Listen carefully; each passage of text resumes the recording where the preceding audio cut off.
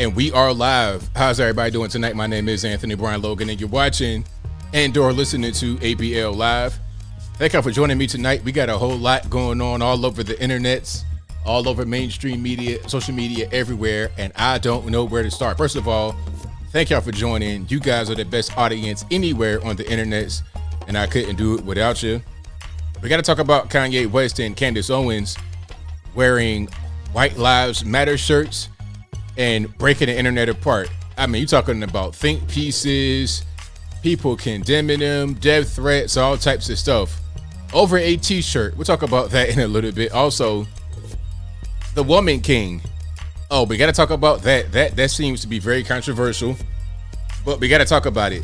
You know, I actually watched the movie. I went to the theater, watched it, and my take is different from a lot of guys who probably didn't watch it. We'll talk about that in a minute. Also, we're going to talk about this super cringe song.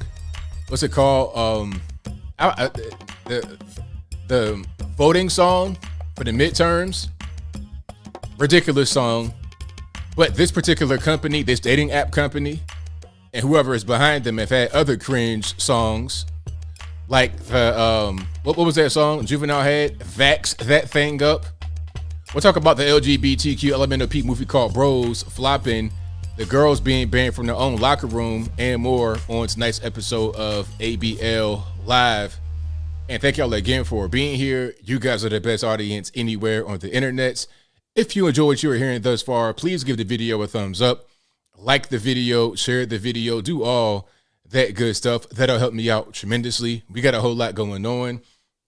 First and foremost, this is a podcast you're listening to right now, and it'll be available on your favorite audio streaming platforms, whether that be Google Play, Spotify, Stitcher, Anchor, etc. Links for that will be in the description, or just go to your favorite audio streaming platform and search ABL Live. I should pop right on up.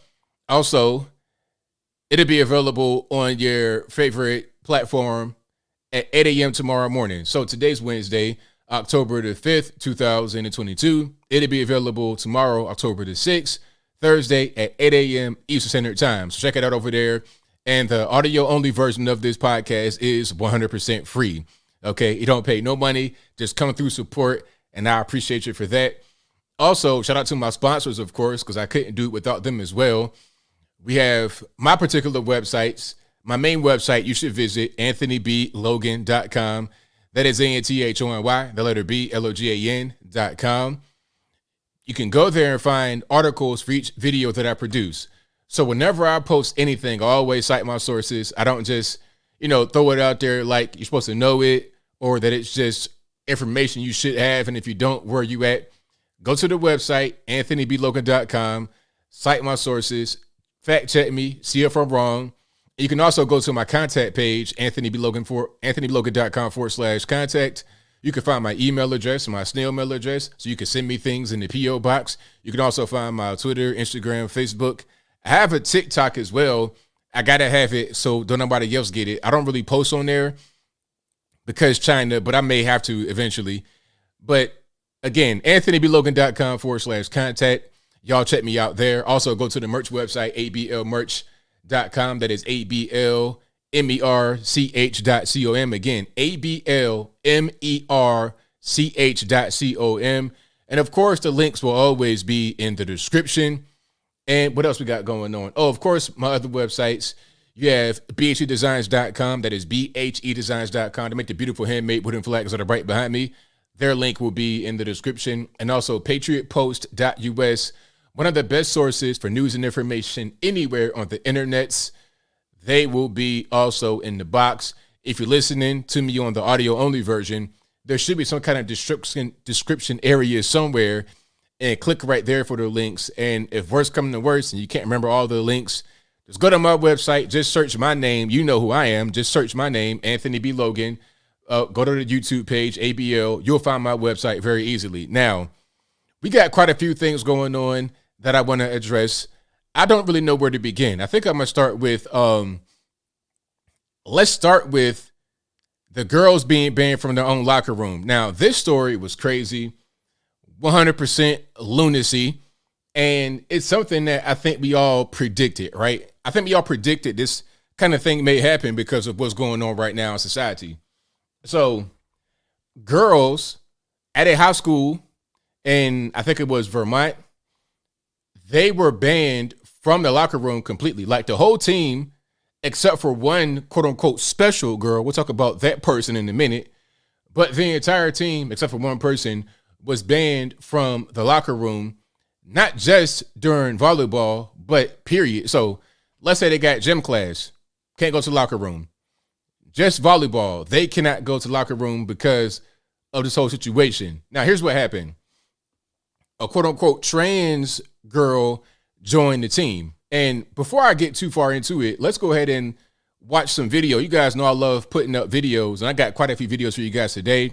I got more Joe Biden and his ever so slow descent into 6 feet under. You know what I'm talking about? No threat. I know the federalists are watching, so no threat to the president. Please don't misunderstand me.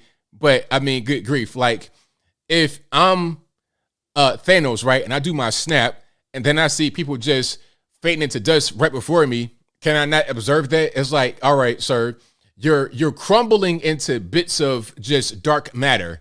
How can I not observe that and comment on it? I'm not threatening you. I'm just saying you are losing a few crumbles every few seconds. Your skin and the bones and whatnot is crumbling into dust. All right. Before you know it, you're going to be the Sahara Desert. It's going to be a mess. But anyway, so high school girls being banned from the locker room in Vermont. Let's play this right here. This is just an abridged version of it. Shout out to Twitter. Oh, also, speaking about Twitter, I'll be remiss if I fail to mention that Elon Musk has allegedly agreed to purchase Twitter for, I think, $44 billion. I know I'm jumping around, so y'all please bear with me. I'm going to get right back to the girls in the locker room. So, it's not necessarily done all the way. We know how that works. They'll say the deal is done and it's not done. So, yeah, I'm seeing CNN talking about, oh, it's not a done deal yet. It's not quite finished. But he may purchase Twitter for, I think, $44 billion. And I think the price per share is $54.20.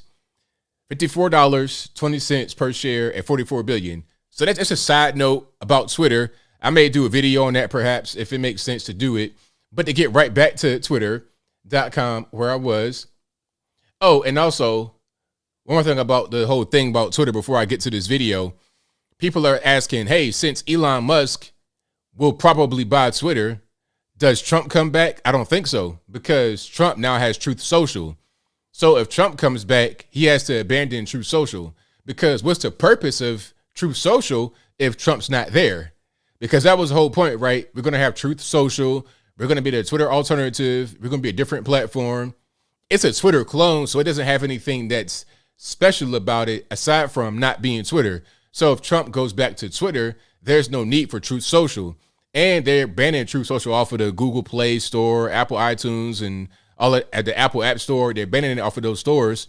So if you're having a hard time being able to get Truth Social and Trump's not there anymore because he goes to Twitter, or you're also able to see him on Twitter, there's zero incentive to go to Truth Social. Who am I going to find over there that I can't find on Twitter if Trump goes back to Twitter? But I digress. So here is what I was talking about. The girls being banned from the girls' locker room. This is nuts, but it's 2022. You have to expect it. Let's roll the clip. Sports and use whatever locker room corresponds with their gender. But some members of the Randolph girls volleyball team say that they object to having one of their transgender teammates be in the room while they change. I spoke to one of the girls. It's a huge thing. Everyone's asking, like, so why aren't you allowed in the locker room? Like, high school student Blake Ellen and her teammates are currently barred from using the locker room after some of the girls on the team objected to allowing a transgender player in the girls' locker room. My mom wants me to do this interview to try to make a change. Ellen says the dispute started when the trans student made an inappropriate comment while members of the volleyball team were getting changed.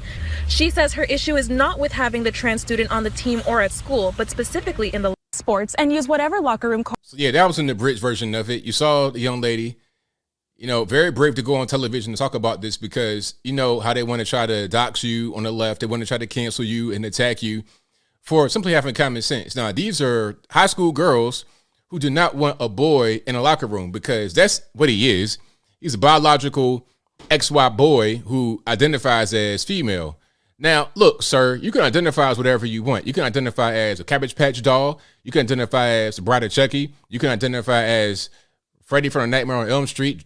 Whatever kind of Halloween. You can identify as whatever you want. Toad from Mario, Princess Peach, Mario himself, Luigi, Bowser, the whole. You can identify as every character from every video game in the world. That's your business to do that. But guess what? You cannot infringe upon the rights of others. But in Vermont, where this is, I think the law says you must accommodate trans people in the locker room and or bathroom of their own choice. But you're not going to be able to make everyone feel comfortable with that. It doesn't matter what the law says. It doesn't matter that they're accommodated. These girls are not feeling comfortable, especially after this person said something inappropriate. Because imagine, what if the person is just trolling and is not really LGBT at all? It's just a regular heterosexual dude that wants to have access to girls in high school. Imagine that. Imagine a 15 and 16-year-old boy wanting to be in a girl's locker room and watch them undress and stuff like that. Imagine that. Did anybody ever think that could happen? That some big brain genius in high school may think about doing something like that? I mean, come on. This is why we have girls' locker rooms, boys' locker rooms, girls' bathrooms, boys' bathrooms, and even into adulthood. When you go to Hartsfield-Jackson Airport in Atlanta or wherever you go, you have men's restrooms and women's restrooms. This is just basic humanity. It ain't really nothing else to it. When you disrupt that, you're going to have problems. You're going to have serious problems, and here we are today. So the solution from the school was to ban these girls from their own locker room. You're banning the girls from the girls' locker room because they don't want to be in there with the transgender person. Now, the girls are able to change, but they got to go into a single stall bathroom. Like, one of those nurse's office. You know what I'm talking about, nurse's office. It'd be a nurse's office bathroom. You go in there, so it's just one stall, and that's it. There's not a locker room where you can have all the girls change at once because that's been shut down due to the trans person. So rather than having all the girls change at once, and you might be able to take 10 minutes, 5 minutes, whatever to change, now you got to have each girl go in there individually. The process takes longer. It's more of a cramped environment. It doesn't make any sense. Why do that when you already have a locker room set up for the girls? It's silly. But that's what's going on. Exactly, Daniel Orr. It's every 16-year-old boy's dream. So if there's a loophole to say, hey, if you identify as transgender, you could go to the girls' locker room. Some boys are gonna try this. All right, you can go on a girls' volleyball team and dominate. You could be spiking and setting all the shots, and you could be the Michael Jordan of volleyball on the high school team, and you get to have access to all these girls in states of undress. I mean, it's so silly to even think. In 2022, we shouldn't even be talking about stuff like this. When I was a youngin', in the future, which is right now, I thought there'd be flying cars. I thought we'd be much more advanced in society. Now, we got a lot of technology. We got all these smartphones and computers and everything, and the live streaming and the fast internet. That's great. But we're taking a few steps back when it comes to just common sense and being able to interact with each other as human beings. We're taking a few steps back when it comes to that, for sure. And this situation here is a prime example of that. Now, shout out to the parents who are fighting back. I've seen a story, this whole thing about drag queen story time. I don't know how that just kind of blew up out of nowhere. It just came out of nowhere. So drag queen story time is a thing where a lot of children are being brought to. And again, I don't really understand how that happened, because how did drag shows become entertainment for children? I thought that was only adult entertainment. It's like a strip club. It's the same thing. I don't think little kids should be at a strip club, right? I don't think that should be going on. But now in 2022, not only are little kids at these basically strip clubs because they're LGBT, they're also involved with it on stage, getting tips. I saw that one boy. I was like, what? How can this be? The boy was literally on stage prancing around in drag type clothing, revealing stuff. 10 years old, getting tips. I'm like, how is this legal? Every adult in here needs to get sent up under the penitentiary, big rocks, little rocks, maybe even the rope, the chair, whatever. Dead serious, because how is that okay? In any, by any stretch of their imagination, how is that okay? It's not okay. But I digress. I want to find this particular tweet that was from a parent-teacher conference or something like that, city council meeting. I think it might have been a school board meeting, as a matter of fact. Oh, yeah. So this is from a high school in Ankeny, Iowa. I'm not pronouncing that incorrectly, I don't think. Ankeny, Iowa. So I was of the thought process, at least up until the past couple of months, that the drag queen storytime thing was relegated to big cities. It's everywhere, USA. Conservative areas, liberal areas, everywhere, USA. It takes the parents to fight back against it and to not allow it to be in their particular town, to not be in their particular city. Not only the parents, but the lawmakers. I think I saw something from Florida where they are, passing laws against this kind of stuff. You got to have this all over the country be a thing that is not permitted. Now, here's the picture I wanted to show you with a story that goes with it. The caption says, a high school in Ankeny, Iowa held an after-school drag performance for students. In response, a mother in the district named Kimberly Ricks showed up to a school board meeting dressed in the outfit that the drag performer wore in front of students. And here is the outfit right here. Let me see if I can just pull that. So, yeah. And you can see the mom right there on the right-hand side in the black with the button on. And then another mom is holding a sign. And I'll read the sign right here. And the sign has some gross pictures on it. They're kind of like, I guess you would say PG-13. Nothing is showing this like nudity, but there's some blood going on or simulated blood. And the caption on the sign says, is it appropriate, all caps _ is it appropriate for an exotic dancer to sexualize the children in their public schools? And then under that it said, this is satanic. Yeah, very satanic.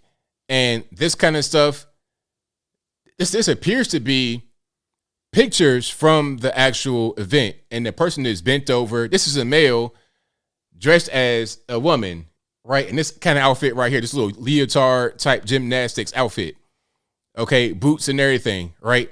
You got a whole male doing this. Now, explain the purpose. Anybody, please, because maybe I'm just LGBT phobic. Maybe I'm queer phobic, transphobic, or whatever. Maybe I'm drag phobic. Maybe I'm just an ignorant knuckle dragging dude. Maybe that's just me. But I want someone to explain to me why this is necessary or appropriate for kids to see in school. In public school, now, we're talking about K through 12. We ain't talking about post-grad. We ain't talking about fully grown up. We're talking about kids that are seeing that kind of stuff. So shout out to the mom for bringing it to their attention and getting this in on a national level. And the funny part is that when she's at this meeting, people at the school board or whatever may think that she's dressed inappropriately or whatever. But how was she dressed inappropriately? She's wearing exactly what the guy had on that went to the that was at the drag queen story time in front of children. So hold on. How is it inappropriate at all? It's crazy. All right, I had to put this on here. But if you like what you're hearing so far, y'all please give the video a thumbs up. Like the video, share the video, do all of that good stuff. I'd appreciate it a whole lot. And I thank y'all again. But yeah, we got quite a few videos on deck. We got quite a few things we're going to show. Of course, we got Biden descending further into madness. We're going to definitely show that in just a few here. But what's the next thing I want to get to? There's a lot I want to talk about. The Woman King. Let's talk about the Woman King right now. I want to get to it. I was going to kind of hold it into a little bit later, but let's go ahead and get into it right now. So The Woman King, this is a movie starring Viola Davis and John Boyega. Now, John Boyega, you may know from, what was that, Star Wars? He was in Star Wars, if I'm not mistaken. That was very controversial as well because he's a black character and there's all kind of stuff surrounding that. There was a ad in China where they had minimized him on it. It was a lot. It was a whole lot dealing with that situation. But John Boyega's in it, and who else did I say was in it? I forget her name. I can think about her face, but I can't remember her name. Viola Davis. Viola Davis is most known for her role on How to Get Away with Murder. Was on ABC, one of those Shonda Rhimes shows. So she's been in quite a few movies over the years. She's an older actress, somebody who I wouldn't think would be starring in an action movie, but watching the movie made a lot of sense after seeing the trailers and being kind of confused, if you understand what I'm saying. So the trailer to The Woman King makes you think a thing that is not shown in the movie. Now, in the trailer, you would think that this group of warrior elite women were fighting white colonists against slavery. That's what the trailer makes you think, because they show a bunch of the fight scene that was at the very end. Let me put it to you this way. Okay, The Woman King was about 2 hours and change long, about 2 hours and 50 minutes long. Now, throughout the entire 2 hours, 15 minutes, there might have been 5 minutes of them fighting the Europeans. And if that, at the very end, they were fighting the Europeans, but they weren't fighting the European army. They were just fighting slave traders who were right there at the time. It wasn't like the Europeans came to fight them in battle. So the trailer was very misleading. The trailer, if you just watched the trailer and then you read some opinion, you could easily misconstrue what the movie was about because it didn't give you the full thing. This is why I kind of held my opinion about it until I went to go see it. Because sometimes what you see in the promotional material, what you see in the trailer, what you hear is not necessarily the case. So here it goes. So in The Woman King, first of all, that name was also misleading. You would think that she was the king and of the empire, of the tribe, and throughout the entire movie, she did not become quote unquote woman king until the very end. There was an actual king in the movie, a male by the name of King Gezo, okay, played by John Boyega. Now, King Gezo had about 8 wives, all beautiful women, all this and that and the third. All right. And Viola Davis was like the general of the army. Basically, she was not like the top fighter or nothing like that. She was the one that made sure everybody followed her orders. So you got the king, the male King Gezo, and then you have the general of the army. That was Viola Davis. I forget her name in the movie, but that was her. She was not the king, and she was not the chief fighter. There was basically an army of these women that were trained to fight and defend their particular kingdom, right? So that's what it was. All right. Now, the whole thing throughout the movie, now, was it a good movie? It was. I thought I enjoyed it. I liked it. Was it an Oscar-worthy movie? No, because when I think about good movie, if it's a good movie to me, I'm thinking about how was it filmed? Did it kind of throw me for a loop? Was I surprised at all? Maybe I've seen too many movies. I don't know. But at a certain point, I was kind of able to predict what was going to happen and whatnot. But cinematography was great. The soundtrack was great. The acting was cool. It was good. You know, some of the actors were kind of a little shaky. I'll tell you what, they were a little shaky. But overall, it was a good performance. It was believable.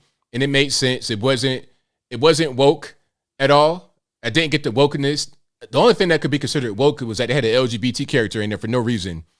No reason at all. There was an LGBT character who was like a eunuch, just random dude dressing feminine and looking feminine, bald head dude, like my hairstyle, right?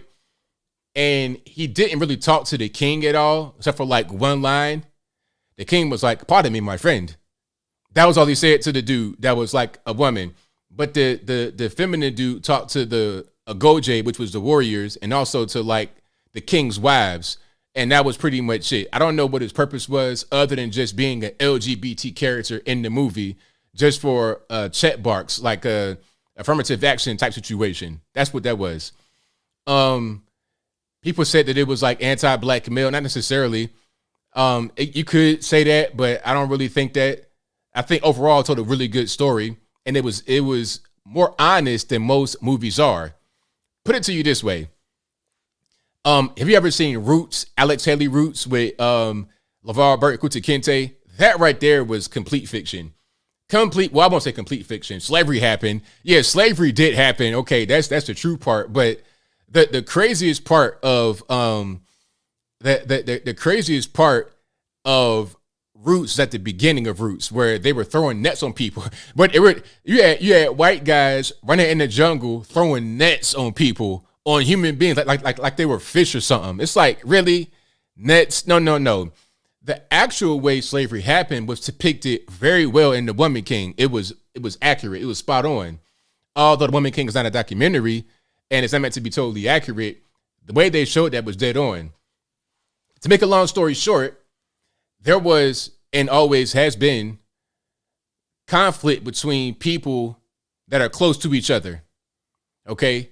Intra-tribal conflict, sometimes, inter and intra-tribal conflict. You got conflict between the Dahomey Kingdom, which was what the movie was on, the Dahomey Kingdom, the Oyo Kingdom. They were fighting each other.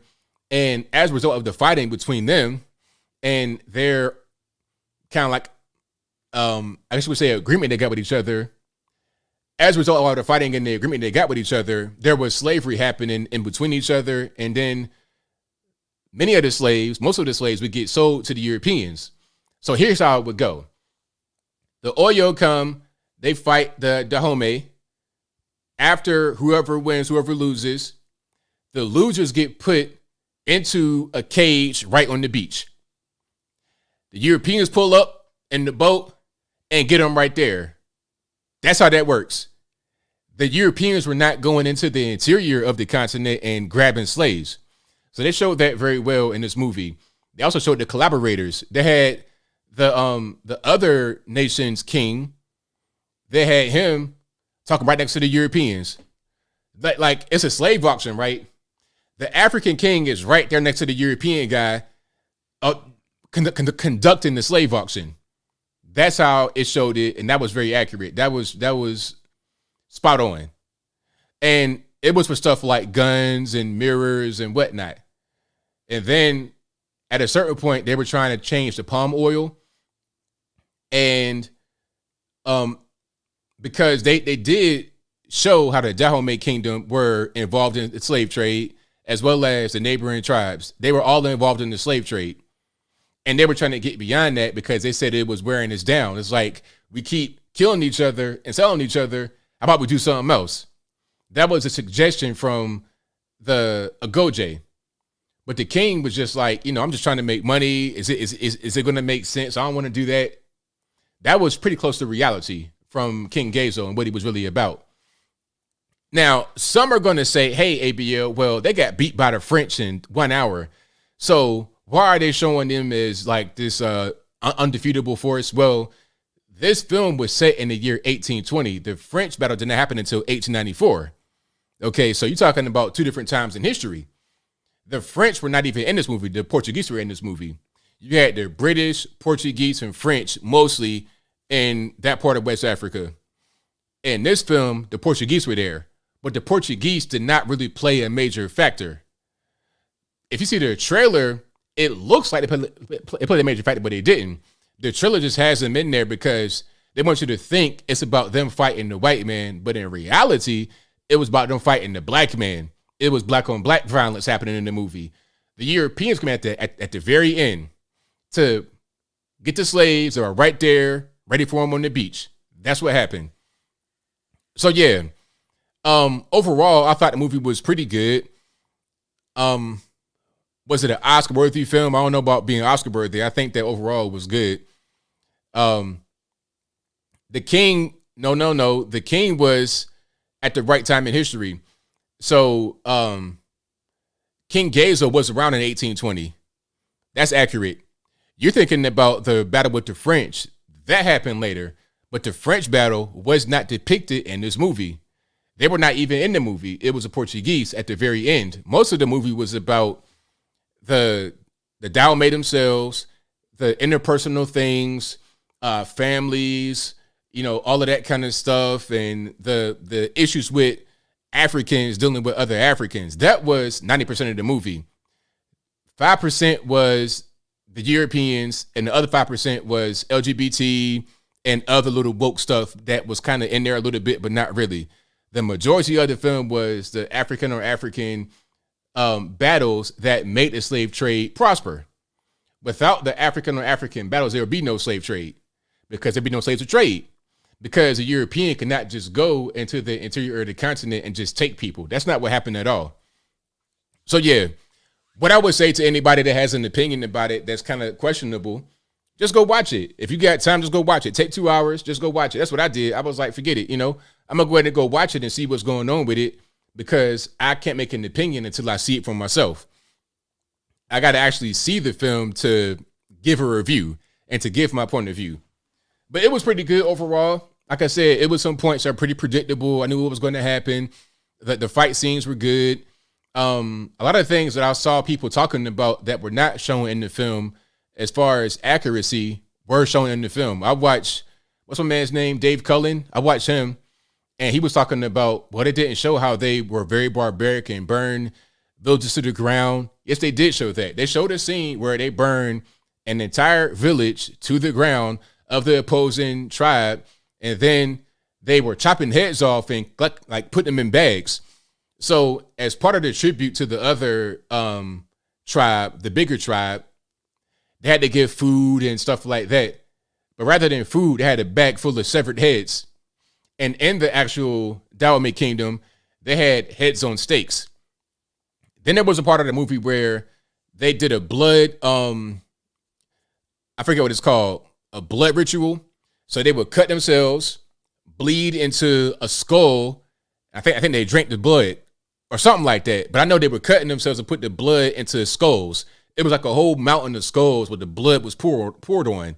So yes, they showed the barbarism, they showed the brutality, they showed the slave trade, they showed the black on black, the African on African stuff. The white man was a very small piece of the movie, but by the trailer, it looks like he's a big piece of the movie, but he wasn't. So it's all good. Yeah, just go watch it. Just go check it out. You might not like it, and that's fine, but just be curious if you're curious. Check it out for yourself and make your own mind up. Now, the lead actress, but see, the thing is, Viola Davis was not, again, it's the trailer and the movie poster. Viola Davis was not the main person in there beating people up. Okay, there was a whole army. Again, she was a general. So you're not going to see the general out there necessarily on the front line all the time. Maybe, but maybe not. You're going to have the other people in the tribe and the men go out there and fight as one. It wasn't like she was like Captain America, Captain Wakanda or nothing like that. No, she was not Black Panther as like this super elite, powerful person that can fly. No. She was a general. So she was directing the people to go out there and fight. She was training the young girls to go out there and fight. She was not the main person. And she looked kind of raggedy. As a matter of fact, one of the other main characters in the movie, who was like a real young girl, she was like an old woman right now. You're not nobody. You're like an old woman. You ain't nobody special. She said that to Viola Davis right in the movie. So it wasn't like that. Again, you got to watch it. So it wasn't woke. I was surprised. I thought it was going to be woke. I thought it was going to be, they were fighting a white man, all this, that, and the third, but that wasn't the case. It was very accurate. Not totally accurate. It's a movie. It's not a documentary. It's like 300. Somebody told me that 300 was accurate. It's like, okay, was King Xerxes 15 foot tall in real life? Okay, was there a big pit that somebody got kicked into and they said, this is Sparta? Did that happen for real? Is that what happened? How about the Titanic at the very end with the whole plywood kerfuffle? Was that realistic? Did that happen? I mean, come on. There's a thing called creative license because we're dealing with movies. We ain't dealing with documentary. We're not dealing with, found footage of actual things that were going on. It's not like that. It's a film. So yeah, that's kind of what it was. But yeah. Oh, and speaking of movies, So Bros flopped. So Bros, I'm not going to watch Bros. I'm cool on that. Shout out to, and I want to get her name right. I think her name is Chrissy Mayer, Mayr. Shout out to her. She actually watched the film and did a review. And she said that it was basically like some LGBT. I can't really say what it was without being too graphic. Basically, this was something you would see on the X-rated website. You know, it was an X-rated website, and that's kind of what you would see there. Basically, put it to you like this. High-risk monkeypox activity. That was Bros. Now, this dude went on, Billy Eichner, this dude went on Twitter talking about, we saw Bros before a packed house in LA. People were laughing and crying and everything else. But, you know, it didn't do very well because too many straight people don't want to go and see this movie. So if you're not a homophobe or a queerphobe or anything like that, go out and watch Bros. You'll enjoy it. But maybe I don't want to see some LGBT hypersexualized stuff. Maybe I don't want to see high-risk monkeypox activity. Maybe I don't want to see 4 buffed up dudes in the room having, you know what I'm saying, doing whatever they do to each other. Maybe I don't want to see that. Maybe that's not my cup of tea. You know, maybe I just, maybe I don't want to see softcore pornography on the movie screen. And it was crazy. And here's a red flag, though. So Billy Eichner said that a theater complained to Universal about the trailer because it was too graphic, too much LGBT, too much gay content in the trailer. So that right there tells you that the trailer is not appropriate. So if you got your kids in the theater to watch some PG movie, some Marvel action type superhero film, if they're in there for that, and all of a sudden you get these 4 buffed up dude bros, 25 years old, you know, huffing and gruffing, beards touching. It's like, wait a minute. Whoa, hold the phone. I did not come here for that. I did not sign up for that. I got little kids. They're like, daddy, what's that guy doing to the other guy? You're in a weird situation. You're going to be in a tough spot to try and explain what's happening right there on the screen. So maybe it's best to not have that shown. Maybe it's best to not go see the film if they're going to do stuff like that. So maybe the movie flopped because it was just gratuitous, or the plot was not good, or there was no marketing. I had no idea that there was even a film called Bros at all. I saw no marketing for it. You know, I'm in the South. Maybe they don't want to have softcore gay porn on TV. But then again, I don't watch TV that much, but still. Maybe they don't want to have stuff like that shown to people over where I live. If you're living in San Fran, of course, you're going to see that kind of stuff everywhere. But where I live, not so much. But anyway, the marketing was not very good. And you can't show this film everywhere. How are you going to show a movie like that in China? How are you going to show it in a place like Saudi, Qatar, UAE, or whatever? Matter of fact, hold on. I found this particular graphic. I think it's from Qatar, which right over there, UAE, all of that, Dubai. You see this when you go to Qatar. Here's an infographic, and I'll read it to you. It says, Qatar welcomes you. Reflect your respect to the religion and culture of Qatari people by avoiding these behaviors. Drinking alcohol, homosexuality, immodesty, meaning like showing your legs and dressing inappropriately. Like, I heard about somebody getting locked up for wearing shorts at the mall in Dubai. For wearing shorts that were too short. You get locked up for that. Profanity. If you go to, you know, if you go to Mecca or something like that and you don't respect it, that's also banned. Loud music and sounds. Dating. So you have an outward displays of affection, kissing and hugging and touching. Nope. You can't do that.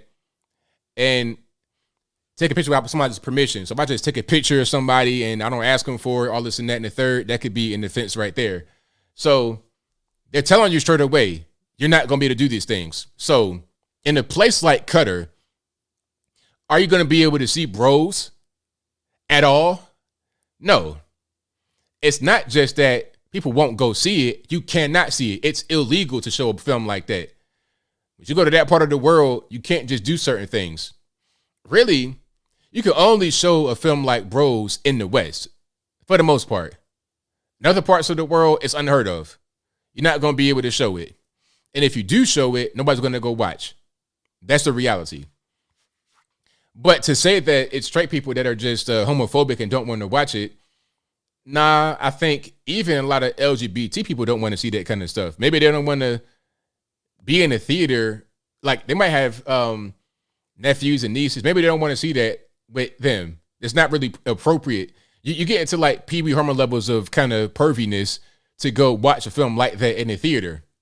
All right, I don't want to be that guy wearing my a gray slim cut suit in the theater watching some freaky flicks. I don't want to see that kind of stuff.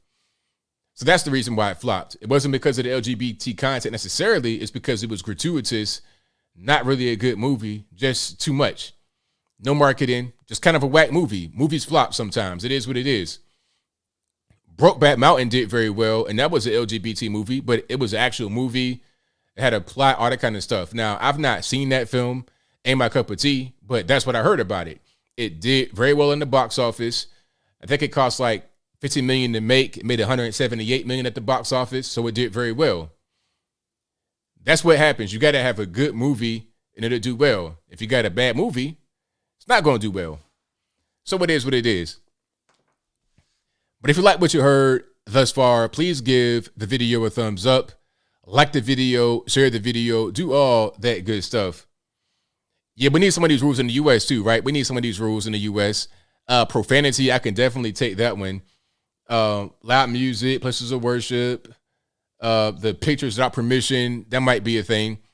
Drinking alcohol, there are laws against that, actually. Open container, drunken in public, and whatnot. You can't do everything everywhere. As a matter of fact, there's a sign just like this on the Virginia Beach Boardwalk. I remember when they first put it up. It's a literal sign, looks just like that. I can show it to you guys in a minute. And it has speakers coming out of it, and there's speakers on the sign. So at 2:00, they play like jazz music real loud to get you off the boardwalk, to close down the beach. As a matter of fact, hold on. The signs may still be there, or they might have taken them away. I'm not really sure. So hold on. Oh, here we go. There is something coming off the sign. They said they're going to take them away, but I'm not really sure if they are gone yet. So here's a news story from back in 2019 about them being removed, the signs being removed from the oceanfront. Signpost at the Virginia Beach oceanfront in the not too distant future. A reminder about a quirky state law on swearing in public. After nearly 2 decades, the famous, or shall we say infamous, no cursing signs will soon be a thing of the past. 10 of your size, Marlena Baloris has more on the changes on the way at the beach. Signs like this one are posted all across Atlantic Avenue at the oceanfront. So you see the sign right there? It's everywhere down the beach. Last time I was there, it was there, but I've not been in a while, so they may be gone. You see? So that right there, you see kind of what it is. Reminder to watch your language at the beach, but you won't be seeing them for much longer. At the Virginia Beach oceanfront, you might have noticed some interesting signs. Oh, that one. Or you might not have. Never noticed them whatsoever. They've been around for about 20 years. Confusing for some. Had no idea what it meant. Didn't have So a they clue. told us. Didn't have a clue. But not all. I mean, that's just like those are like the general characters for like, curse words. So I knew exactly what it meant. A friendly reminder to watch what you say at the So they got rules right here too. In Virginia Beach in the U.S., it says, enjoy your visit to the resort area. Help others enjoy theirs by refraining from the following: cursing or using obscene, vulgar language or gestures, engaging in sexually explicit behavior, wearing revealing attire which is inappropriate in a public setting, engaging in any behavior which is likely to intimidate, harass, or disrupt the peaceful enjoyment of others, engaging in any act which violates the law. Okay, so they got that here too. So we need more stuff like that. And the reason why that's there, because I remember when they put those signs up, I was like in high school when they put those signs up. The reason why they did that is because of all the criminality that comes in spring break and stuff like that. The tourists that come to town and tear it up. Okay, that's the reason why those signs are there. They're trying to figure out a way to do it, because what had happened is this. Down the beach, Virginia Beach, there's there's different crowds that come at different times of the day. So in the daytime, you got the normies, the families with the kids and whatnot, you know, the touristy stuff on the daytime. But at night, you get the out-of-town hoodlums that come through, the gangbangers. You got the in-town thugs that come through. You got the streetwalkers that come through, the pimps and the you know, you got all them kind of people that come through at nighttime. So at night, it changes. So to prevent the night people from clashing with the day people, they put these signs up. That was the whole point of that. Because you're scaring off the lady with her 2 kids from the beach if you got Lil Pookie and them coming down the beach, cussing, smoking weed, all that kind of stuff. It was just a clash of culture. That's what that was. Beach. I think it's a good idea to have them just because it's a safe environment to have fun, and I don't want to be hearing all that if I'm walking around trying to have fun. Met with mixed responses from people visiting the resort city. Who's going to pay attention to it? You don't even know what it means, really, and you're not going to stop people if they... Well, see, these people right here, these normies, you know, elderly white people, they're not going to even... They're going to be in the room by 5:00 p.m. So this wouldn't even affect them at all. But if they're out there in the streets, like how I was back when I was a young man, 2:00 in the morning, it's different. It's much different. They will not see that side of Virginia Beach at all. They're going to see just the daytime, normie, ice cream, tourists. That's what they're going to see. They want to swear, they're going to swear. That reaction was part of the reason the Atlantic Avenue Association asked the city to take them down. We felt like they were not very welcoming and a bit of an eyesore. George Coteritas heads up the group that worked with the Resort Advisory Commission to request the change. They agreed after a little while that the sign should come down. So we're really thankful for the city for... Yeah, I mean, take the signs down, but increase the police patrol because you're going to need it down the beach because it gets weird. Spring break, all of that, 4th of July, forget about it. You're going to need the National Guard sometimes because it gets kind of crazy. All right. Yeah, they'll be in the bed by 5 p.m. straight up. I know how the beach is because I see it. You know, I would go down there. I'll be down there during the daytime, come back at night, different crowds. The daytime normies would be in their hotel room in the pool inside by 5 p.m. What they're gonna do is go outside their hotel room to get some ice cream or something like that, but they're not gonna be out there at night. It is what it is. All right. But let's keep on moving here. We got quite a few topics on deck. Oh, Kanye West and Candace Owens got some controversy going on because of White Lives Matter t-shirts. Now, these t-shirts shouldn't be controversial because, after all, it's okay to wear Black Lives Matter t-shirts. So why not White Lives Matter t-shirts? It should be the same thing, right? That's at least what I thought. You know, I don't really see the difference. If we're not racist and everything is okay, then it should be okay. It was so many people talking about everything. Hold on. First, let me just not be speaking so much here. Let's put up the pictures and then we're going to get to a statement from BLM because BLM responded to Kanye West and Candace Owens. It's all kind of think pieces and whatnot. Hold on. First, let's get to the pictures. So here is the first one. This is the picture. This is the shirt from the front. Now, I can't really tell. Hold on one second. I can't tell what exactly is on this shirt. Excuse me. Is that Pope John Paul on the front? I can't tell. It appears to be a pope. I see the potpourri type stuff in the background. And on the front, I see the cross. And underneath the picture of this person, it says Juan Pablo. At the top, it has some words. I don't know what that says at the top, though. I have no idea what that says. If you guys speak that language, maybe that's Italian or something, y'all let me know what that says. But I know it says Juan Pablo at the bottom, and that appears to be Pope John Paul, right? So that's the front of the shirt. And you have Candace on the left, Kanye on the right. Candace has on the white shirt. Ye has on the black shirt. Ye also has on a 2023 hat. He's growing the beard out real big. A very impressive beard. I like it. Shout out to Kanye West and the beard look. You get, good cool points for that. So that's what's going on. Yeah, potpourri. That's what I said. That's what I said. And so here's the front. Here's the back of the shirt. As you can see, it says "White Lives Matter." Now, this caused an uproar, a big uproar. Think pieces immediately. Think pieces. New York Times, Washington Post, everywhere. Ebony, Essence, The Griot, all of that. There's a song about Kanye already. Matter of fact, let's see if I can find that song right quick. It may be a song that already had been out and they re-released it because of what's going on here. But shout out to Lovely T. Lovely T, I'm gonna go to your Twitter page right now. And find that particular song about Kanye where the girl was upset because of what Kanye's been doing. I guess his antics get people upset, get people triggered. But I'm gonna find that right quick. Here we go.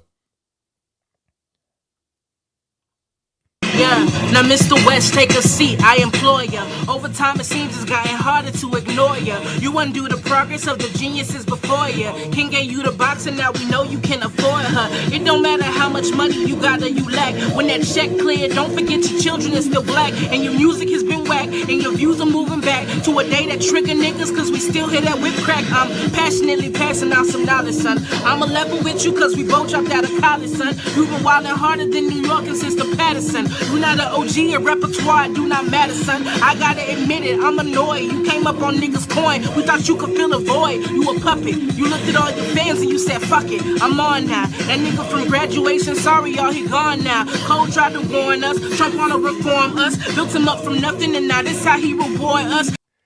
Okay, sorry for the cussing, it's not my fault, blame her. But yeah, songs about this. Songs about Kanye because he wore a White Lives Matter t-shirt, like for real. It's that serious. It's like, come on, what are we doing? But let me go back to the picture. So here's this shirt. Now, what's the problem? If Black Lives Matter, all lives matter, so do white lives. If I ask someone, what's the issue with this shirt? I'm going to ask them this. Do white lives matter? Yes or no question. If the answer is yes, then there's no problem. If the answer is no, then why? Are you racist? Now, for me, the term Black Lives Matter is correct. The term. Only the term. But then when you go into what Black Lives Matter is as an organization, as a movement, that's where the problem starts.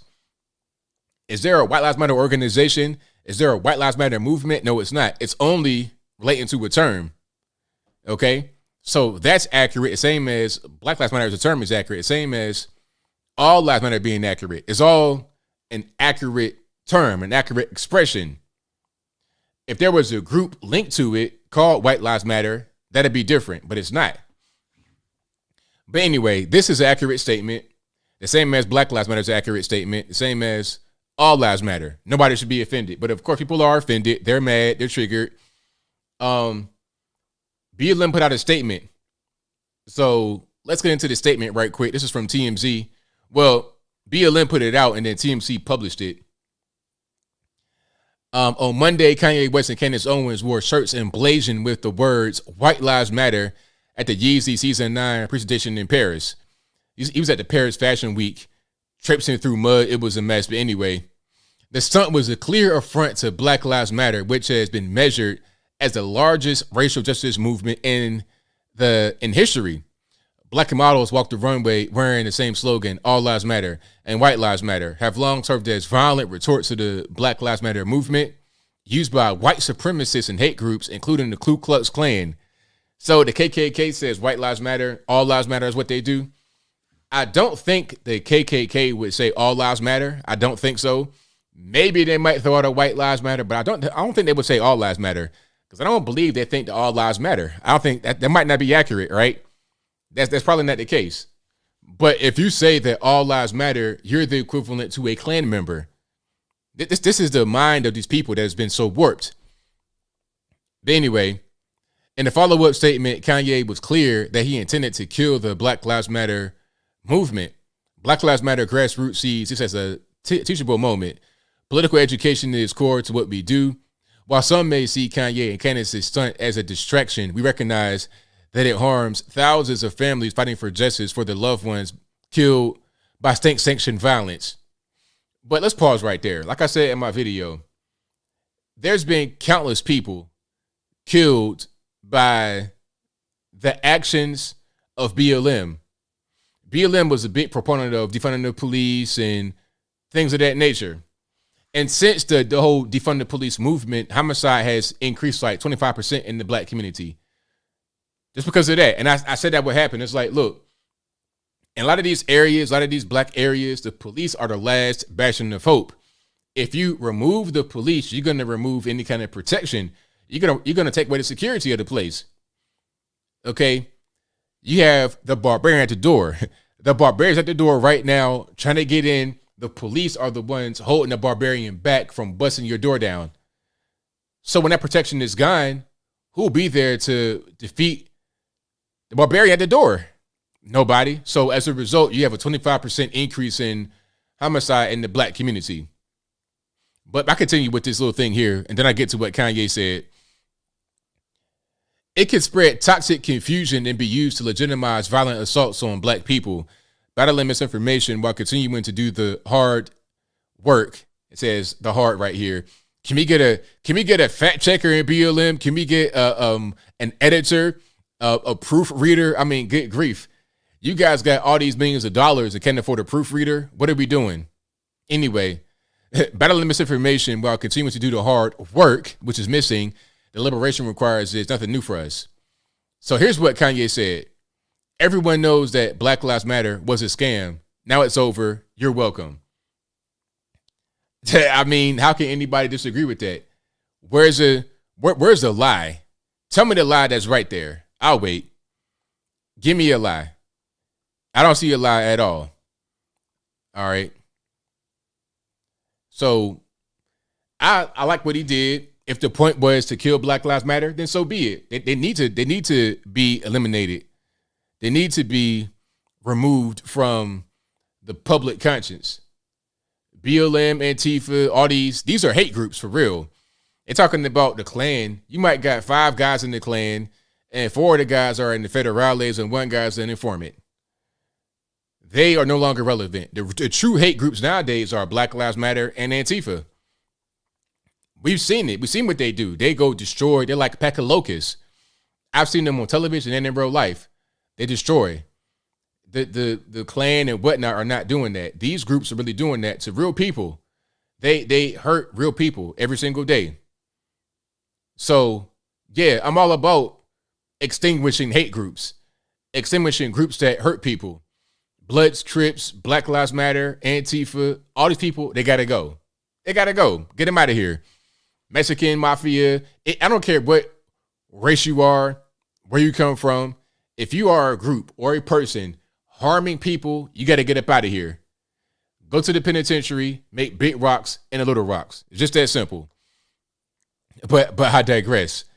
If you like what you're hearing so far, please give the video a thumbs up, like the video, share the video, do all that good stuff. That's right, 876 Van Red. BLM and BLM style organizations raised $10 billion in 2019 in the 6 months after the death of George Floyd. $10 billion with a B, $10 billion. But yet they can't get a proofreader to release statements properly to mainstream media outlets. I mean, come on, ridiculous, just stupid nonsense.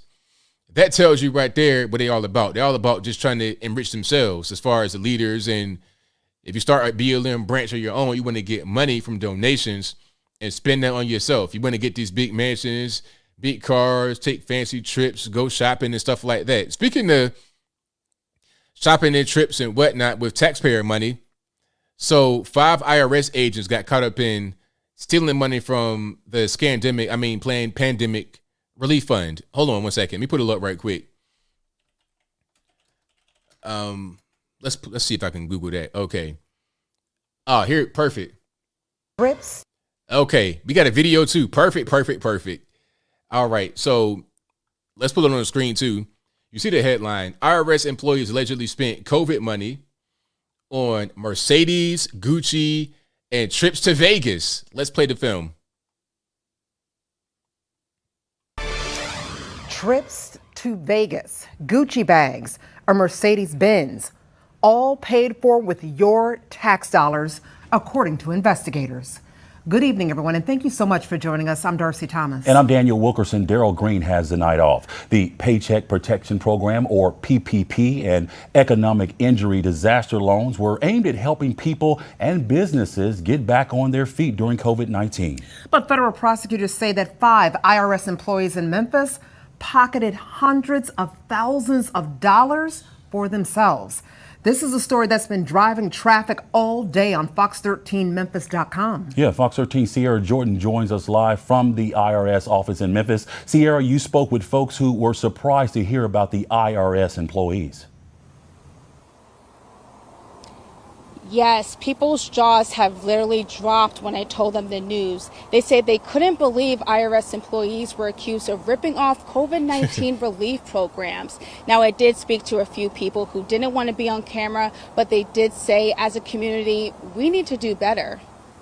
During COVID-19, PPP and EIDL were designed to help business owners and people meet their financial obligations. But federal prosecutors say 5 Memphis IRS employees took advantage of the pandemic relief programs. According to court documents by the Department of Justice, the current or former IRS employees embezzled thousands of dollars in COVID relief money and spent the money on cars, designer items, and trips to Las Vegas. See, that's evil. It's evil. That's not right. Definitely not right. People actually need their money. A lot of people suffered during COVID, so their money could have been put to better use. According to the U.S. Attorney's Office, 46-year-old Brian Salisbury of Memphis got more than $170,000 in loan money. Prosecutors say he used it to buy a Mercedes and put money in a... But how dumb are you to do that? If you're going to take federal money while you're a federal employee, you think they can't see you? You think you're not under the most scrutiny? Well, it depends on what you do. You know, if you smoke crack like Hunter Biden, it's fine. But if you're an IRS agent stealing money, I don't want to do that. But you smoke crack, you go to China, Ukraine, get money, it's all good. Okay, the federales will cover for you. Oh, let's go ahead. That's Joe's boy. Let's cover that. You're your regular normie IRS agent. You have no protection. You have no dad as a vice president of the United States of America. Okay, you can't just smoke crack on the job like Hunter Biden can. Come on now. Personal investment account. 38-year-old Courtney Westmoreland of Cordova is accused of getting nearly $12,000. Investigators say she used it on manicures, luxury clothing, and massages. 35-year-old Fatina Hewitt of Olive Branch allegedly got almost $29,000 in loans. The U.S. attorney says the money paid for Gucci clothing and a trip to Las Vegas.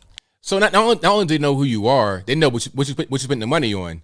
So you may have your own money mixed in with the PPP loan, but they know what you bought. They know what you were doing. They can see you. So what are you trying to actually, how you can get away with this? Where was the thought process that says, you know what, I'm going to just steal some federal government money?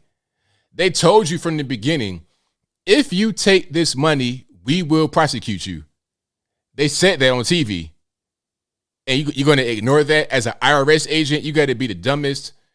For that right there, you need to go to jail.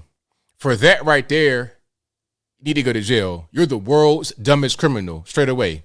27-year-old Roderick DeMarco White II of Memphis reportedly got more than $66,000.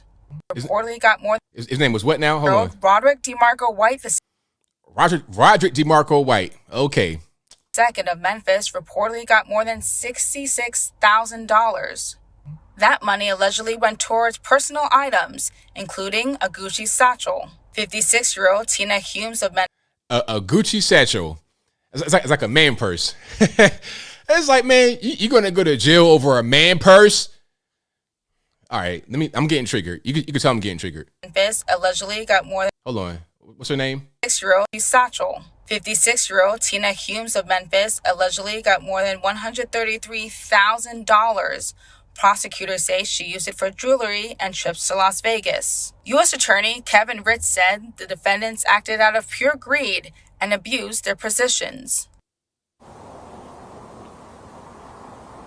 Hewitt, White, and Humes have all pled guilty to 1 count each of wired fraud. We did reach out to all 5 of the IRS employees that were accused, but we did not get a response. Back to you. Oh, boys, there you go. So your taxpayer dollars hard at work. My man went to the penitentiary for a purse. A male, probably heterosexual, regular, normie, went to the penitentiary for a man purse. Imagine that. It'd be like, hey, man, what you in for? I bought a purse with some federal government money. I bought a purse. I ain't even getting nothing from my kids. I got a purse for myself. The dumbest people in the world. I promise you that. So, yeah, we're going to have 87,000 more IRS agents. And there won't be any more fraud, right? There won't be any more instances of people being targeted because they're conservative. Remember that whole thing where they targeted conservative organizations because they're conservative? There won't be any more of that, right? There won't be any more misconduct. There won't be any more, refunds being withheld, refunds not being given on a timely fashion. There won't be any more of that, right? There won't be any more people that say that there won't be any more people that are assigned with things they don't own, like, or they don't owe. It's like, all right, you made $25,000 last year, but you owe $1 million in taxes, and we're not gonna let it go. You need to hire a lawyer, figure out a way. I know you work at McDonald's, but figure out a way to defend yourself with a lawyer. Say you don't owe this money. Stuff like that goes on. It's really ridiculous. And I don't know, by hiring more people, if they're going to be able to solve the issues, fix the problems first, then we can go forward. $87,000. I mean, new agents, not dollars, but a man purse. You're going to risk your freedom over a purse. It must be, hey, take that same bravery and try to start a business or something else. If you're that brave, if you're that risk averse or not risk averse, just go out there and start something and use that same bravery for that. But anyway, so yeah, shout out to Kanye West and Candace Owens for breaking the internet for a little bit and creating all these think pieces, all this hate stream, all kind of stuff. I like it. What else we got going on? Oh, did I mention? So Gavin Newsom, the governor of California, has signed a law into the books that would ban rap lyrics from being used as evidence in the court of law. Now,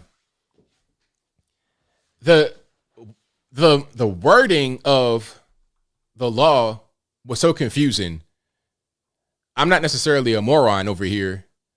I can read a little bit. I know how to read just a tad bit. I can read a little bit, but when I'm reading what they wrote on CNN, at least, I was totally confused. I'm like, what? What are they saying? I'm gonna read it for you right quick, and then you'll kind of see what I mean. Because the law is written in a way to where it's kind of vague and open to interpretation. It probably doesn't mean much, but it's a way for him to get support from the black community. That's what it's about. Because Gavin Newsom wants to become the president, or at least run in 2024. He think he might be able to win, so he's trying to do things right now to cater to the black community, right? So it's probably a little bit better than the BLK app talking about no vaccine, no loving, or whatever. It's probably a bit better than that. So you see the headline: California Governor Gavin Newsom signs bill limiting the use of rap lyrics as evidence in criminal proceedings. So let's get to the meat and potatoes. Here we are. Now I'm gonna read this, and if you guys are lawyers or if you're just smart people, smarter than I am, give me a rundown on what this means, please. So here's the passage. The law requires, quote, a court in a criminal proceeding where a party seeks to admit as evidence a form of creative expression, comma, to consider specified factors when balancing the probative value of that evidence against the substantial danger of undue prejudice, period. Unquote. What does that mean? I mean, I'm trying to read it and comprehend it, but I'm having a hard time. What it looks like is just as vague. It's up to the judge to determine what they're going to do with the law. To see, okay, we got lyrics right here. Am I going to use it or not? That's what it seems like this law says. it does not say that the lyrics cannot be used. It was saying, well, you got to consider this and consider that. Can y'all please break that down for me? If you guys are lawyers or just have a high level of reading ability, y'all let me know what that means. I don't know what that means at all. I do, but I don't. Like, I have an idea of what it means, but I'm not confident to go to court and argue it because I probably will be wrong. Exactly. Legal word salad. You got it 100% correct. We're talking about iceberg lettuce, no nutrition, no croutons, no cheese, no dressing, no shrimp, chicken, protein, nothing. You're talking about straight iceberg lettuce, right? Might as well eat grass like a cow. All right. But anyway, now the reason why I say it's for the black community, or not necessarily for the black community specifically, but it's for those who want people to do things for the black community, meaning your white liberals, your black liberals, your liberals, basically, because you're helping black people. The reason why I say that is because it's marketed as a thing that will prevent rap lyrics from being used in court proceedings. But right here, I don't hear anything about rap lyrics. I don't see anything about that. All I see is creative expression. That could be any kind of music, any kind of creative expression. That could be art, music, like it could be visual art, written poetry. It could be music. It could be music without words. It could be pretty much anything that is tied, that is up under the term creative expression. So it's not just rap lyrics. It's being marketed as that because, again, they want to target the black community because he's going to run in 2024 and he wants that support. He knows that if he gets less than 90% of the vote from the black community, he's toast. Stacey Abrams, same way in Georgia. Stacey Abrams knows that if she gets fewer than 90% of the votes from the black community, it's a wrap. She has no chance. She got 90% or so back in 2018 when she first ran and lost. She got stomped into wine last time. I'm talking about stomp like Irish, the Irish river dance, all that kind of stuff, right?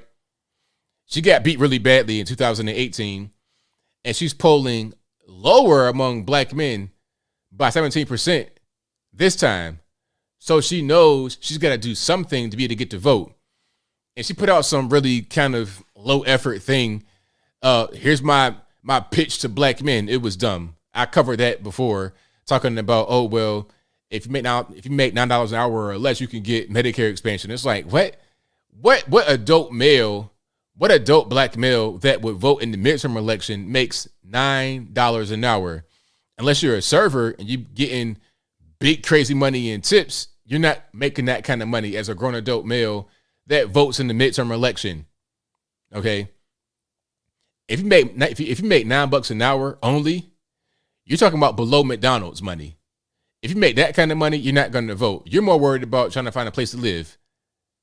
Okay. You're trying to get into a homeless shelter at that particular point in your life. Okay.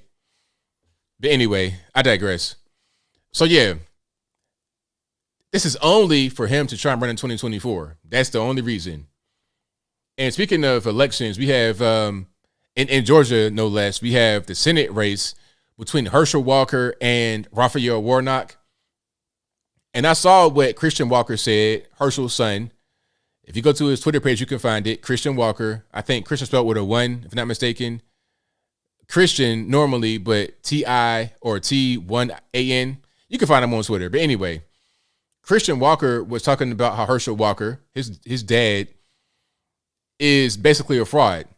And I think the reason why he's coming out now, according to what he said, the real reason can be debated. Maybe he's telling the truth, maybe he's lying or whatever. That's up for debate. But the reason why he says he's coming out now is because there were too many lies that came out about him and his mom. That's the reason why he said he's coming out now. He did one event for his father. I think it might have been last year. And then that was it. He didn't do anything else. And I've been watching Christian Walker and Herschel Walker, and I could tell Christian was not necessarily close with his father. I could tell that. I think he was raised by his mom in Los Angeles and not with Herschel at all. Herschel is imperfect, but so is Rafael Warnock. So when it comes to me, I saw all of what was going on with Herschel Walker. I saw the kids. I saw that kind of stuff. But it's like, what's the point in talking out against him? Because the left don't do that for their people. Here's an example. Let me go away a little bit. You have Herschel and Warnock down in Georgia running for the same Senate office. You also have Dr. Oz and Fetterwoman, a.k.a. Fetterman, running for the same Senate office in Pennsylvania. Now, Fetterwoman had a stroke and is not all the way there. He's not all the way right. He had a stroke recently on the campaign trail, and he's not all the way right. Hold on. I got a video for you guys. If you laugh, you're not going to hell. It's okay. But it's not meant to be funny. It's just, I got to show you what they're dealing with and what they're not saying about him. They're not saying he's a bad candidate or anything like that. They got a whole stroke survivor who is not healed all the way out there on the campaign trail, and they're not saying one word. Hold on. Let me find a video right quick. And I have more videos of other people that I'm going to put up on the screen in a second. So y'all just hang tight. Like the video, share the video, do all that good stuff. What somebody say? Fetter him, hilarious. Shout out to Fetter him. Fetter she. Here we go. So here is Fetter woman. Excuse me. On MS13 DNC. I mean MSNBC. Let's hear what he has to say. And Joy Reid with the blonde short. I don't know what Joy Reid's doing, but anyway, I digress. And I suspect he ever will, because he understands how extreme is it, and he wants to lie and make sure people pretend that he doesn't have the exact same views as Doug Mastriano is. And I suspect he ever. Huh? What was that? Did you understand that? Like, let's go here one more time. And I suspect he ever will, because he understands how extreme is it, and he wants to lie and make sure people pretend that he doesn't have the exact same views as Doug Mastriano is. It's complete nonsense. Makes no sense. But guess what? Although he's just basically up there with gibberish, babbling, making zero sense because he had a stroke recently. I'm not trying to make fun of him. I'm just saying he had a medical injury. So of course he's not going to be all the way 100% right, okay? Even through that, they're not saying one word about him not being fit for office. Although he's not fit for office, you could tell by hearing him talk. You could see him. He's wearing hoodies to cover that big bump on his neck. He's unwell. But the left refused to say one word about him not being fit for office. Go back to Herschel Walker and Rafael Warnock. It's the same thing. Herschel Walker has problems. It's obvious. I'm not going to sit here and lie to you. However, ain't no point in me talking about it, because are we trying to win or not? Because if I say he has problems and I'm going to focus on that, we lose. And he's already polling real bad behind Warnock. And the flip side of that, Fetterman is polling above Dr. Oz, like by 5 points, I think. Yes, Fetterwoman is polling above Dr. Oz right now. Even with being a stroke survivor, even with going on TV, making zero sense, even with he's still polling 5 points beyond Dr. Oz, because a big part of the reason is because the left have not said one thing bad about him. He's a great candidate. He has a few little slip-ups here and there, maybe. They won't even say that. He's a great candidate. Dr. Oz is an abortionist. He's a Trump lover, January 6th, MAGA extremist. They focus on that. So my point to saying all that is to say this. I don't think it makes sense to point out the flaws of Herschel Walker that are obvious, while at the same time trying to win the Senate in Georgia. I'd rather a bad candidate on the right than a bad candidate on the left, if that is the case. And it is what it is. Herschel's not polling very well, and it's been like that for a while. But Fetterwoman is polling above Dr. Oz. Dr. Oz, I don't know. Like, I saw a picture of Dr. Oz he was at a tailgate with some red wine. It was just kind of like, it's kind of hard to really make him be relatable, unfortunately. And that's probably the issue. But again, ain't no point in me coming out there making videos about that, because that's not going to benefit us. If you ask me what's going on, I ain't going to lie to you now, but I'm not going to really promote it. Okay? So it is what it is. But if you like what you're hearing so far, please give the video a thumbs up. Like the video, share the video, do all that good stuff. That'll help me out tremendously. And was that everything I wanted to get to? I think it was everything I wanted to get to. The girls in the locker room, et cetera, the rap lyrics, bros. That was pretty much. Oh, I got some videos for you guys, of course. I have videos. You got your man Joe Biden acting the fool yet again. Joe Biden cannot help himself. We know what he does with the young girls sniffing and stuff. I have yet another video of him apparently doing just that. Let me see if I can find the clip. Y'all hang tight for me right quick. Oh, and hold on. There's a lot I want to show before I get to the calls. And I'll get to the calls in a minute. Y'all just hang tight. There's quite a bit I want to show here. Okay, first, he's in Florida after the hurricane with Ron DeSantis. And take a look at him right here in the background. So you're going to see DeSantis at the podium speaking. Look at the left of the screen. You're going to see Creepy Joe with some random young lady. And check it out.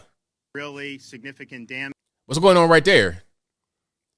Is that like, why? Is that a sniff? Like, what is that right there?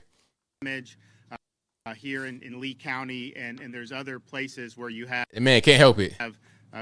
And she, look at her face. She's just like. Really significant damage as well. What does she do in a situation? Outside of this general uncomfortable. Area, really significant damage. I mean, your man cannot help it.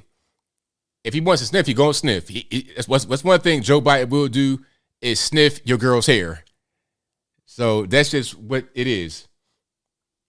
Now, here's something else. Let me see if I can pull it up right quick. Oh, speaking about Hurricane Ian and bringing up climate change, as if no hurricanes ever hit the United States or anywhere else in the world before this whole idea of climate change was a thing. Like, if somehow Florida embraces climate change laws, there'll be zero hurricanes that happen. Okay, let's roll it right quick. Colorado River looks more like a stream. There's a lot going on. And I think the one thing this has finally ended is a discussion about whether or not there's climate change and we should do something about it. But folks, I also want to, Jill and I have had you all in our prayers. And I mean, Colorado River looks more like a stream. There's a lot going on. And I think the one thing this has finally ended is a discussion about whether or not there's climate change and we should do something about it. But climate change? I mean, come on. Like, really? Hurricanes happen. Climate change, like, what are you going to do to stop hurricanes from happening? Huh? Like, what kind of law would you pass with the Hurricane Prevention Act? What is that going to do? Not a thing. It's kind of arrogant to believe you could do that. It's arrogance to believe that if you just recycle, reduce, and reuse, that you can stop hurricanes from happening. That's so silly. Not only is it arrogant, it's silly. It's just like it's fantasy. It's pure fantasy. But anyway, who was the young lady? I have no idea. I have no idea who that was. She appears to be with the Florida crew. He probably does not know her at all. Because if he knew her at all, speaking about, the sniff lady, if he knew her, then he wouldn't be greeting her that way. You see what I'm saying? That right there is just him trying to sniff a young lady. That's all. He always does that. It's a pattern. All right, but we got more videos on deck I want to get to. Give me 1 second here, and I'm going to pull them right on up. But that's your man, Creepy Joe. We'll see what happens if he stays in office or what's going on. We shall see. We shall. Oh, and speaking about woke stuff and whatnot, so Velma from Scooby-Doo is now LGBT. Oh, yeah. Let's roll the clip right quick. It's only like 13 seconds. Velma from Scooby-Doo is now LGBT. Let's check it out. And as promised, here are your Scooby snacks.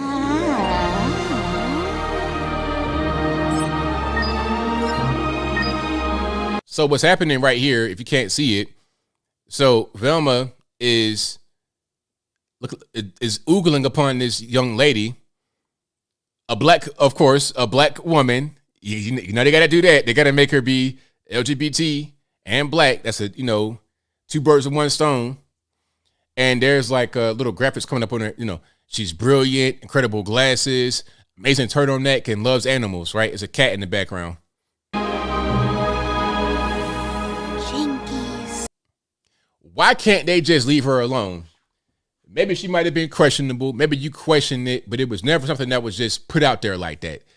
Why must it be you just make her be gay? Why does everything got to be gay? Or how about this? She could have just been kind of masculine, kind of a bulldagger type person. I done seen pregnant bulldaggers. Pregnant, I'm talking about looking like they shovel rocks for a living, like they tar roofs for a living, but pregnant. I'm talking about basketball shorts covering a pregnant belly. You understand what I mean? Nike flip-flops, socks, basketball shorts, do-rag, and pregnant.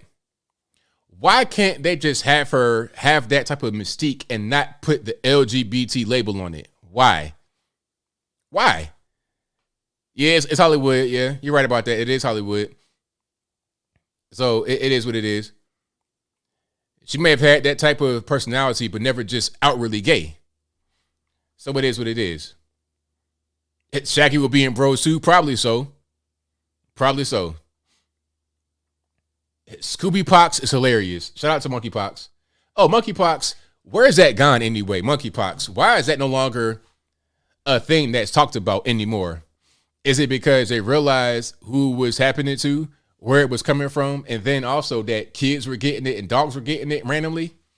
They realized how it was spreading, who was getting it, and then all of a sudden, they also realized that kids were somehow getting it, kids that were adjacent to these people that were getting it, and also dogs that were in the same household as people that were getting it. Once they realized kids and dogs were getting it and who was the main source of it, you got to leave it alone now, because now if we speak on it, we got to talk about what's really happening. It's not a threat to regular normies out there. It's a threat to this group of people and those that are around them in an intimate way, I would presume, because the way that it spreads is largely through intimate contact. So how was your dog getting it? How are your little kids getting it, huh? So once that became a question, all of a sudden now we just pretty much drop the subject. We drop it. Like this classic video I have right here. Hold on one second. Once you're challenged with a certain thing, you want to just change the subject or drop it. Let me pull it up right quick. Hold on. So here's a classic video on my shorts, on my shorts playlist. Is this unprecedented to arrest a former president for not turning in documents? A former president that had committed this many provable criminal acts. But what are the provable criminal acts, I guess? Provable criminal acts. Well, I'm done talking. Right. You big and bad and bold. Oh, so many provable criminal acts. Oh, okay. So what are the provable criminal acts? What did he do? Okay, I'm gonna end the conversation right here. Once they have nothing and they can't continue on with the conversation, they just end it and act like you're burdening them with the conversation. That's what's going on with monkeypox. It's no longer a thing anymore because of that particular reason. Because if you dig down into it, you're going to find things you don't want to see. You're going to find unflattering things toward the LGBTQ LMNP community. That's what's going on with that. But I'm going to have one more video for you guys, and then I'll get to the super chats in just a moment. And the number to call is 434-658-1220. Get to the calls in a minute. Of kids who didn't like their grades got this guy fired? Oh, no, that's Chris Cuomo. Okay, let's see if Chris Cuomo has a good take right quick. Chris Cuomo is on News Nation now. That's where he landed.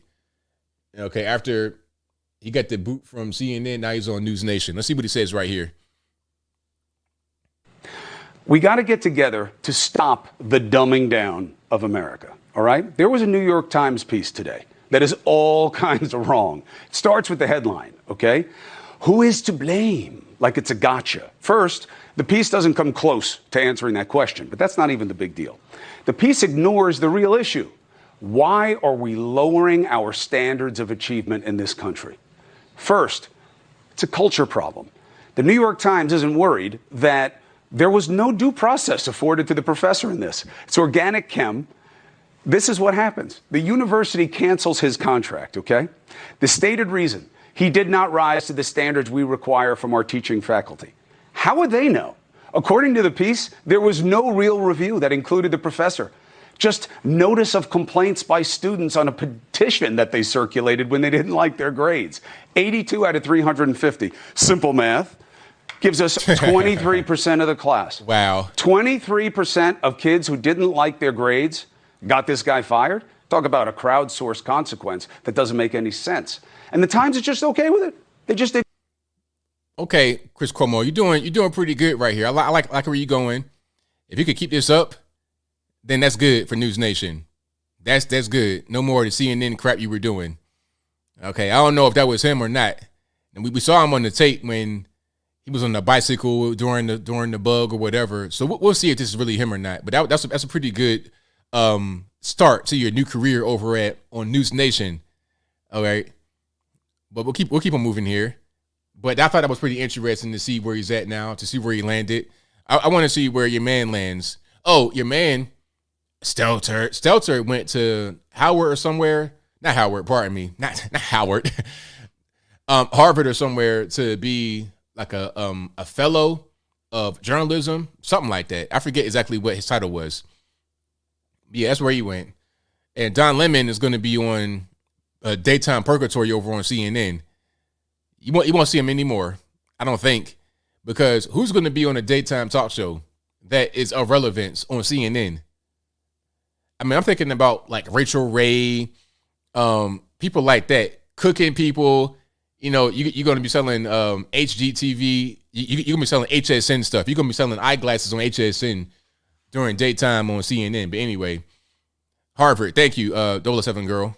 Yeah, not Howard. I was like, what am I thinking about? But anyway, super chats on deck. I'm going to read those right quick, and then we get to the calls. Thank you to Jenny Jones, who says, ABL, thank you for being here and doing this all this for us. Please explain what's going on with OPEC Plus cutting production by 2 billion barrels and what that means to the U.S. Love the beer. Thanks again. Thank you for that. Compliment on the beer. I appreciate you for that. But so OPEC Plus is cutting oil production by 2 billion barrels per day. This is going to mean a lot for us because we depend on that foreign oil because we've cut domestic production.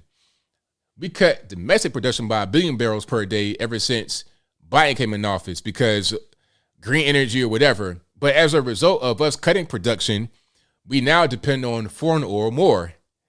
And the thing about OPEC Plus, that includes what nations? Guess what nations that includes? Saudi Arabia and Russia. So it's like, look, all right, check it out. You want to impose sanctions on us and our economy. You want to try to wage war on us as the Russian Federation. So how about this? How about we stop giving you your oil supply and we're going to make the price of your goods, your services, your oil, your economy go through the roof. We're going to make you guys have a recession. All right. You guys are taking from your emergency supply to fuel, to keep the prices down, but you're also relying upon us for the prices being low. So we're going to cut production. You're going to have higher prices. Oh, you want more oil? How about take troops out of Ukraine, stop funding Ukraine, stop funding the proxy war in Ukraine? How about that? You want to destroy not Keystone, so you want to destroy Nord Stream 1, Nord Stream 2 USA?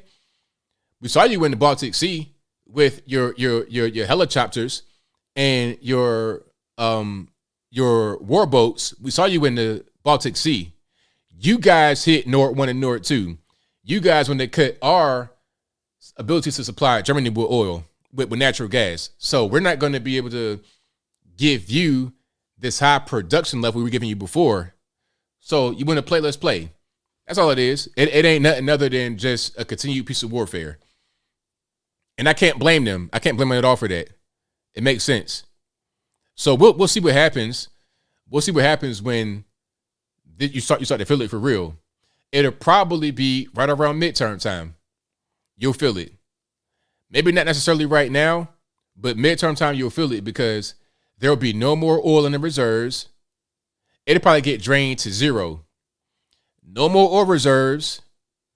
No more OPEC plus having very high production. So we're going to have very high oil prices and high everything else because everything is dependent upon oil. Shipping, heating, all of that is going to be very high. Thank you to Apple who says, awesome review, of Woman King ABL. Very honest, thank you for that. Thank you to Apple again who says, Braveheart was also a good movie, but inaccurate too. Exactly. Shout out to Carol Swain who spoke truth to power. Thank you to Apple again who says, Carol spoke to Bill Barr about J6, MAGA, and solitary. Crime in Philly out of control, but FBI raids pro-lifer. Exactly. Apple also says Joe Biden now saying he's been raised Puerto Rican. Yeah, I saw that. That was crazy. Shout out to El Jefe, aka Joe Biden. Let me see if I can find that particular clip where he says he's raised with the Puerto Rican community. All right, hold on. Shout out to Grand Old Memes for this meme. I'll put it on the screen after we get to the video of him talking about he's Puerto Rican. If I can find it. Hold on one second. And can I find it or not? You go to just search it. Joe Biden, Puerto Rican. All right. Can we get the video or not? Here we go. There we go. Let's put it on the screen right quick. And so I was sort of raised in the Puerto Rican community at home politically. And so we came here for a long time, both for business and pleasure, since you're part of the Third Circuit Court. And so so you guys see the meme right here with Joe with the crazy a bowl cut with a fade on the side is crazy. Like the straight across. It's like a New Yorican type hairstyle with the fade on the side and the string mustache with the little soul patch and the goatee. Shout out to my man Puerto Rico Joe. All right, El Jefe in the building. But anyway, back to the super chats. Thank you to Apple again who says ABL favorite Morgan Freeman film, Glory, Driving Miss Daisy, Shawshank Redemption, Invictus, Lean on Me, Unforgiven, Robin Hood, Deep Impact. Lean on Me for sure. That was my favorite. Joe Clark with the baseball bat, loved it. Absolutely. Glory was also good. Very, very good. Very powerful film. So yeah, there was one more where you played God, if I'm not mistaken. I forget what that was. That was pretty good, but definitely Lean on Me, number one. Apple also says, please callers turn down live stream in the background. Absolutely. Also, you see the LA Fox reporter confronting Ayanna Pressley, asking questions about the dire situation at the border, like Alex Stein confronting Eric Swalwell. Yeah, I think I did see that. Looking like Suge Knight out there. Let me see if I can find it. Y'all give me a second to pull that clip up. And we keep on rocking and rolling here. Hold on. Do I have it? I do. Yeah, there we go. Yeah, shout out to Suge Presley over here. 250,000 unaccompanied migrant children arrived at the border since President Biden took office. Some of them trafficked, some of them drowning in the river. Any issue with that? 250,000 unaccompanied. They won't say nothing about it. You know what I mean? They won't say nothing about it. They say that it's inhumane. They said it was inhumane for DeSantis to send 50 migrants to Martha's Vineyard, one of the nicest places on earth that has plenty of room to accommodate them. You know, a lot of these empty vacation homes could accommodate them. Go to the Obama's estate. There's plenty of room there. You could just hang out, eat, drink, bathe, do whatever you want, right? But at the border, there's a serious issue with all kind of death all the time, every day, and they don't really care. So yeah, shout out to my man.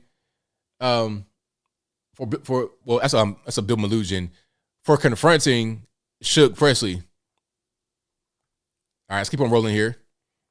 Also, please more polite questioning of Democrat reps. Exactly, we need more of that.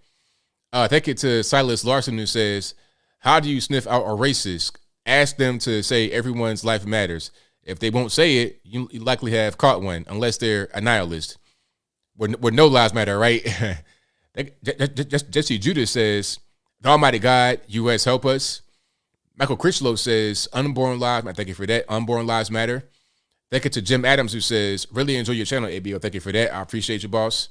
Thank you to John Medeski, who says, you looking like the Black Moses, a part in the Red Sea. You already know what time it is. Mr. Repurpose says, appreciate yourself. Thank you for that. Thank you to JS, who says, hey, ABL, this question is going to be off topic. What would happen if the U.S. decided to force us U.S. military intervention of Mexico because of fentanyl? That's a good question. I think that the issue is bigger than Mexico. It's China involved, because what's happening is China is sending the chemicals that is necessary to create the fentanyl to begin with.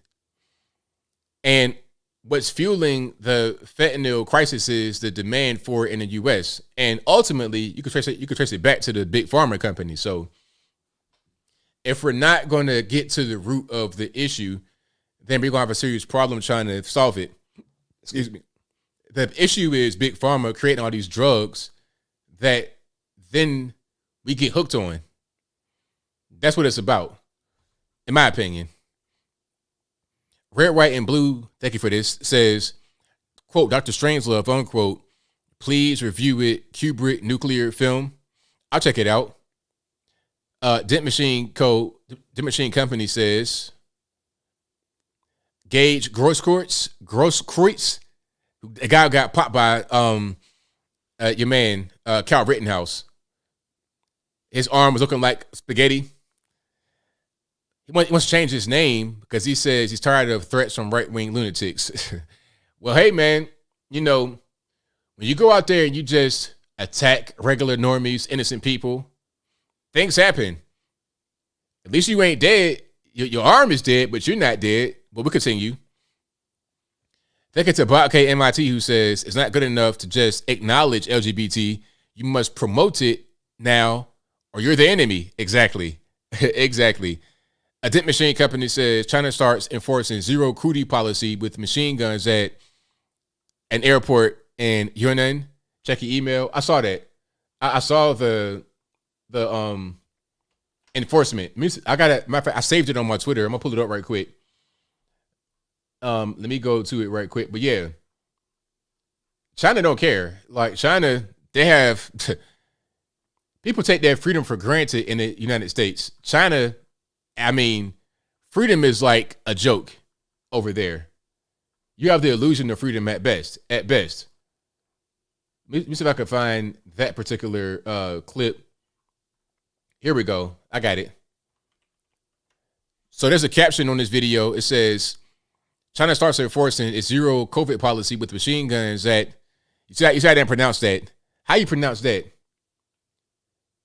Xizhongbana Airport in Yunnan. People are screaming, are you going to kill us all? Yes. Tiananmen Square.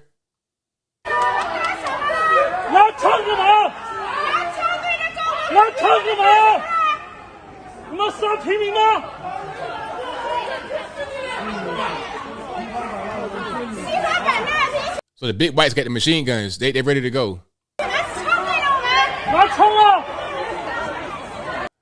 So they got guns, but you don't. If you're in China, good luck having the gun as a regular normie, but they got guns. You see how that works? You see how easy it is? It should be like, we can control you and we can make you do whatever we want because we have the guns and you don't. You can't defend yourself. We can defend ourselves and make you do whatever we want because we got the guns. But in the U.S., it's not quite that way. In the U.S., what happens is people are just, they're brainwashed, so they voluntarily just give up their rights, give up their freedom, give up their guns even. That's what goes on. All right. But let me get to the other ones here. They get to Santo Bartez, who says they're already talking about easing sanctions on Venezuela to import oil from them. Literally anything to avoid increasing domestic production. Exactly. It's silly. What's the point of trying to import more rather than producing it? It doesn't make any sense. If you're still going to use it, why not make it here? Because of green energy, you're still going to use it. It's dumb. They get to Blast Radius, who says these quote unquote news anchors like Cuomo are chameleons and have no real core beliefs. Remember Rick Sanchez on CNN? He was like Cuomo, blasting conservatives every day. When he got fired from CNN, he somehow moderated on RT. Exactly. There you go. That Dent Machine Company says CEO of U.S. election software firm Connect arrested for storing data on servers in China. I saw that one too. Okay, that was an article, but I did see that, absolutely. Thank you to Boomhauer, who says, did you see where PNB Rocks killers were found? It was a father that put his 17-year-old son up to it, and his stepmother was a getaway driver. Sad. Yeah. You know, the thing about PNB Rock, I said that right when it happened. People were trying to blame the girlfriend because she posted the location. It's like, they're not in a private place. They're in a restaurant right in the hood. They're at Roscoe Chicken and Waffles. If you're at Roscoe Chicken and Waffles, you're right here in the ghetto. People can see you. As right when he pulled up to the spot, he was spotted by the people that killed him. Right when he pulled up, they saw him instantly. You got jury on. Okay, I'm gonna take that from you. That was the plan right away. The mom, the stepmom, the dad, and the son were all involved with it. Because you're in the ghetto, people are hungry. They don't care nothing about nothing. It's not even about, okay, your location. No, it's about, I see you right now. I'm gonna rob you right now. That's how it is. Like The Wire. If you're ever seen The Wire, it's like that. When they killed Omar, it was like that. It was just, okay, I see you right here. I'm gonna kill you right now. It wasn't even nothing about trying to rob him, really. It was just a matter of, oh, that's Omar. He looked weak. I'm gonna kill him right now. Look, a young boy did it. There was no big fanfare. It wasn't like Scarface going out in the blaze of glory. How it really goes down is you just get killed, and they find your body later. That's what it is. So this whole story about, oh, they found a location, they had to drop on them. Nah, that's not how it happens. Not in reality. I know that from being around these guys. That's not what goes on. They're not that smart. They're not that intuitive to do all that. Thank you to Dent Machine, who said, shout out to Jose Biden. Yeah, shout out to El Jefe. Thank you to TJ, who says, this is for the I Digress Fund, IDF. There you go. Thank you to William, who says, keeping the border open could lead to another 9/11. Exactly, because they found terrorists at the border. They found them. So if they found them at the border, who did they not find? Who got away that's also a terrorist? TJ also says, FYI, on a trip in Dubai last year, I watched a man smack a lady in the face because she stepped in front of him in a taxi line, a complete stranger, USA. Exactly. Yeah, like, we take our culture for granted sometimes. You guys don't. You guys appreciate USA, but go to Dubai, go to Saudi Arabia, go to China. You will be thankful to come back here to the USA, where things are much more friendly, much more free. So it is what it is. All right, we got calls on that. The number to call is 434-658-1220. Again, 434-658-1220. And I'm going to do a video tomorrow, a preview video. I'm going to tell you right now so I don't forget. Because I'm going to come back to this right now and look at it and see what I was saying. But I saw a guy who printed a bunch of fake guns on a 3D printer and went to a buyback in New York and made like six figures or some kind of big amount of money. He made a huge amount of money from selling fake guns. Okay. And they couldn't do a thing about it because of the way the whole thing was worded. I'm going to do a video on that. Shout out to the guy who put the video out. I forget his name, but I'm going to do that video tomorrow.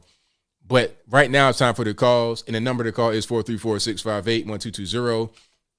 Y'all please give me a moment because I had to restart my audio equipment and I got to kind of rearrange it over here too, because I might not be able to hear you or whatever the case may be. So y'all give me a second while I get this thing rocking and rolling.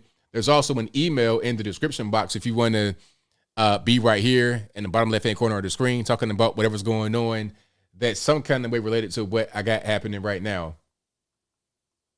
Okay, let's try this. Okay, cool. We good. We in the business.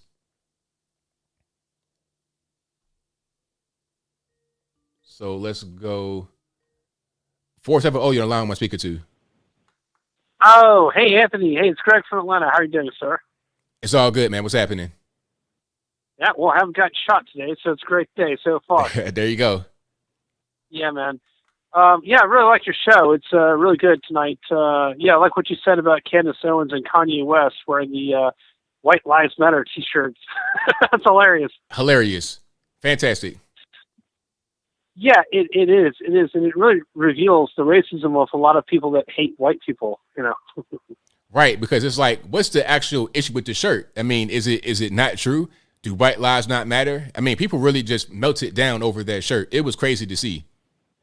Oh, yeah, I pissed off the whole YouTube community just because I write comments like, it's okay to be white when I see videos about white people being bad. And they call me racist. That's not racist. It is okay to be white. Like, it's okay to be black or any other race, you know? Exactly. You are what you are, you know? But people these days, I think they conflate race with, like, who they are as a person.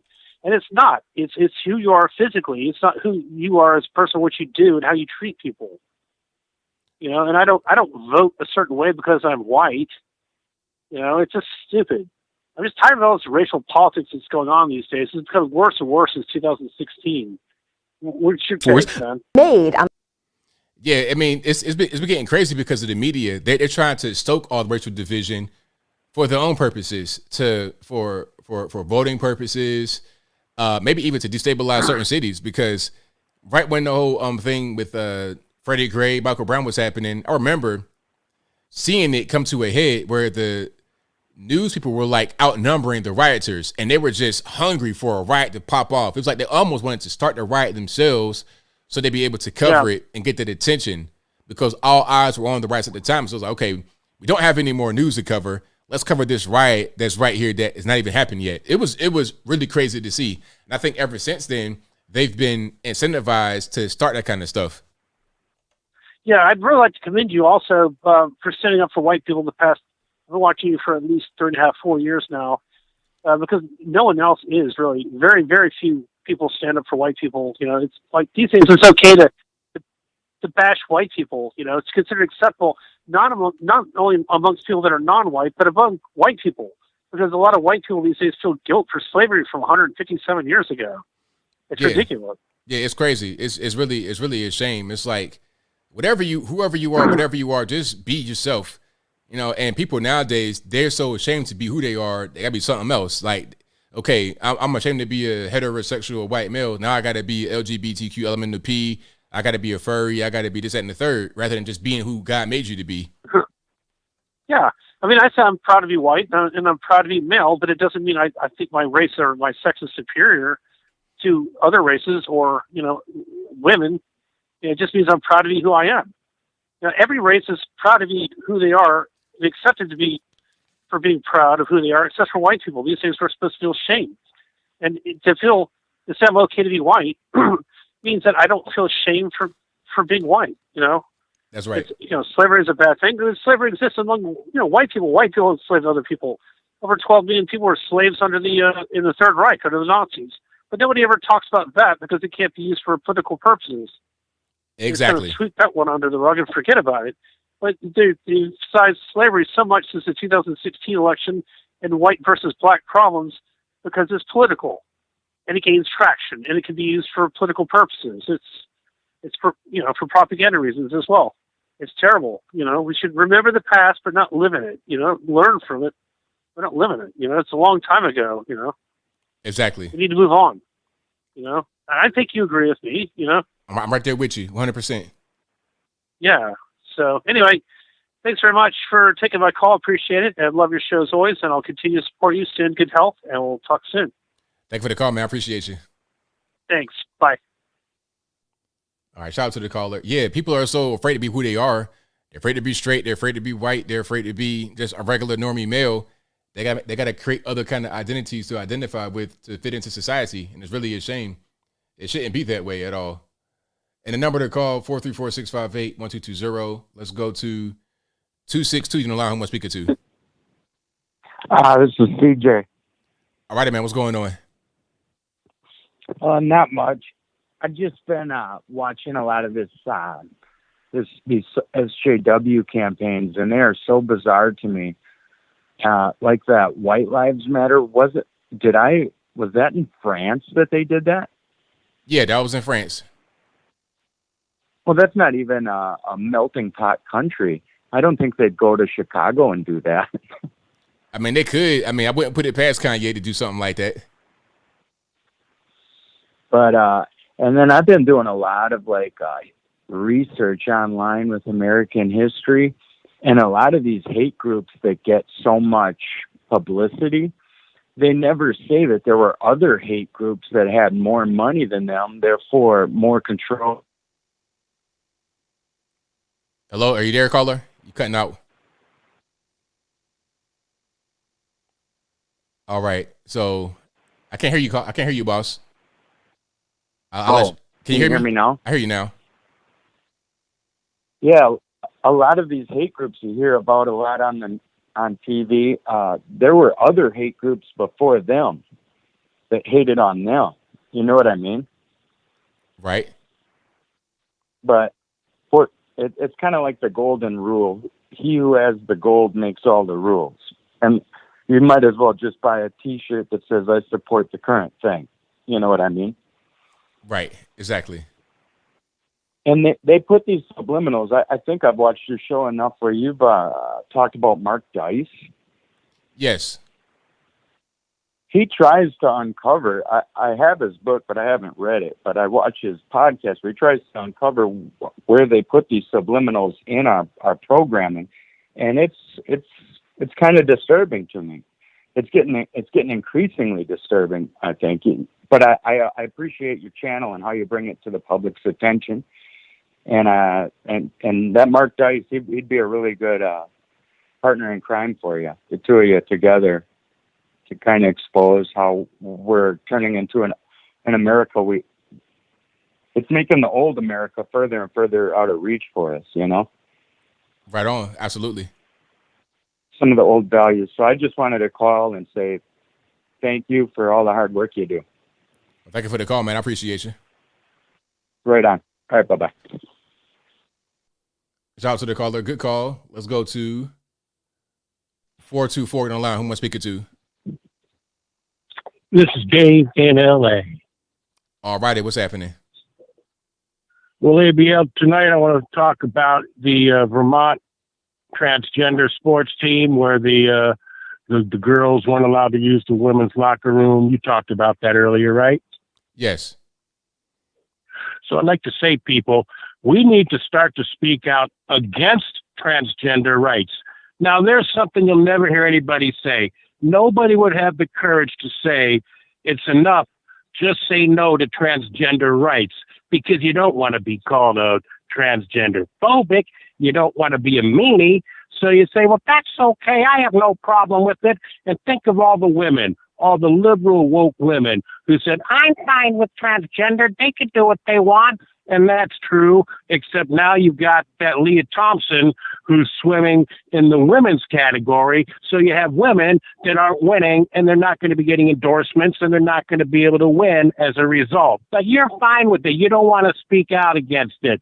And now you have girls that can't use their own women's locker room because of some creep man who wants to use it, and he's not comfortable with the women. So you know what? Listen, I don't have a problem with transgender people. It doesn't bother me, but what does bother me is when they're going to trample on rights, and then all of a sudden the Army makes the woman of the year not a natural-born woman, but a male who becomes transgender. So now the natural born. So what's actually happening is women complain, gee, men dominate all the categories. So they have to have women's categories. And now men are dominating those too. So how dumb are these woke liberal women that support everything that's the new cause? So people, you need to have the courage to say, I'm against transgender rights. What do you think about that, ABL? I think it makes a lot of sense. It makes perfect sense to me because what's happening is that is being used to force people to do things they don't want to do, to infringe upon people's rights. So at a certain point, you got to say that you're against it. So you got a point there. But let me guarantee you, nobody has the guts to say it because you don't want to be accused. The liberals and the woke and the leftists, all they have to say, oh, you're transphobic, you're homophobic, you're racist. And that keeps everybody nice and shut up while they steamroll and take away more rights. Now, let me talk to you about the Kanye. I find it fascinating. Now, first, I'm going to say that the big controversy, there's Black Lives Matter, the corporation that's a fraudulent entity that stole millions and millions of dollars. And then there's Black Lives Matter, the sentiment and the spirit that, yeah, blacks maybe have been treated poorly and it's time to stick up for those rights. So when Kanye says, hey, I'm against Black Lives Matter, meaning the corporation that's a fraud, well, then you have Boozy the rapper and all the black people that are suddenly upset with him because they're saying, oh, well, don't you know whites have treated blacks badly for years? Don't you remember slavery? How can you say that, Kanye? So here's what I want to ask you, ABL. Wow, Kanye knew this was going to be such blowback and backlash, and yet he didn't care about pissing off basically almost every black person. What do you think was behind this? Does he have that much FU money? Like, he's not going to be able to perform a concert anymore live. He really went out there like, wow, man. Now, I'm against Black Lives Matter very much. But like, wow, did he go out there on this one? What do you think his motivation was? I think Kanye just does whatever he wants at this point. He doesn't really care because he was already wearing the MAGA hat right at the height of the MAGA hat being like a symbol of hatred to some people. So he already did that. He already did the whole thing, the interview on TMZ where he was talking about slavery was a choice. He already said stuff like that. So if he's not been canceled yet, if he's not been just done away with yet, they're not going to be able to do away with him. He has so much money, so much power, and so much respect. You can't really do much.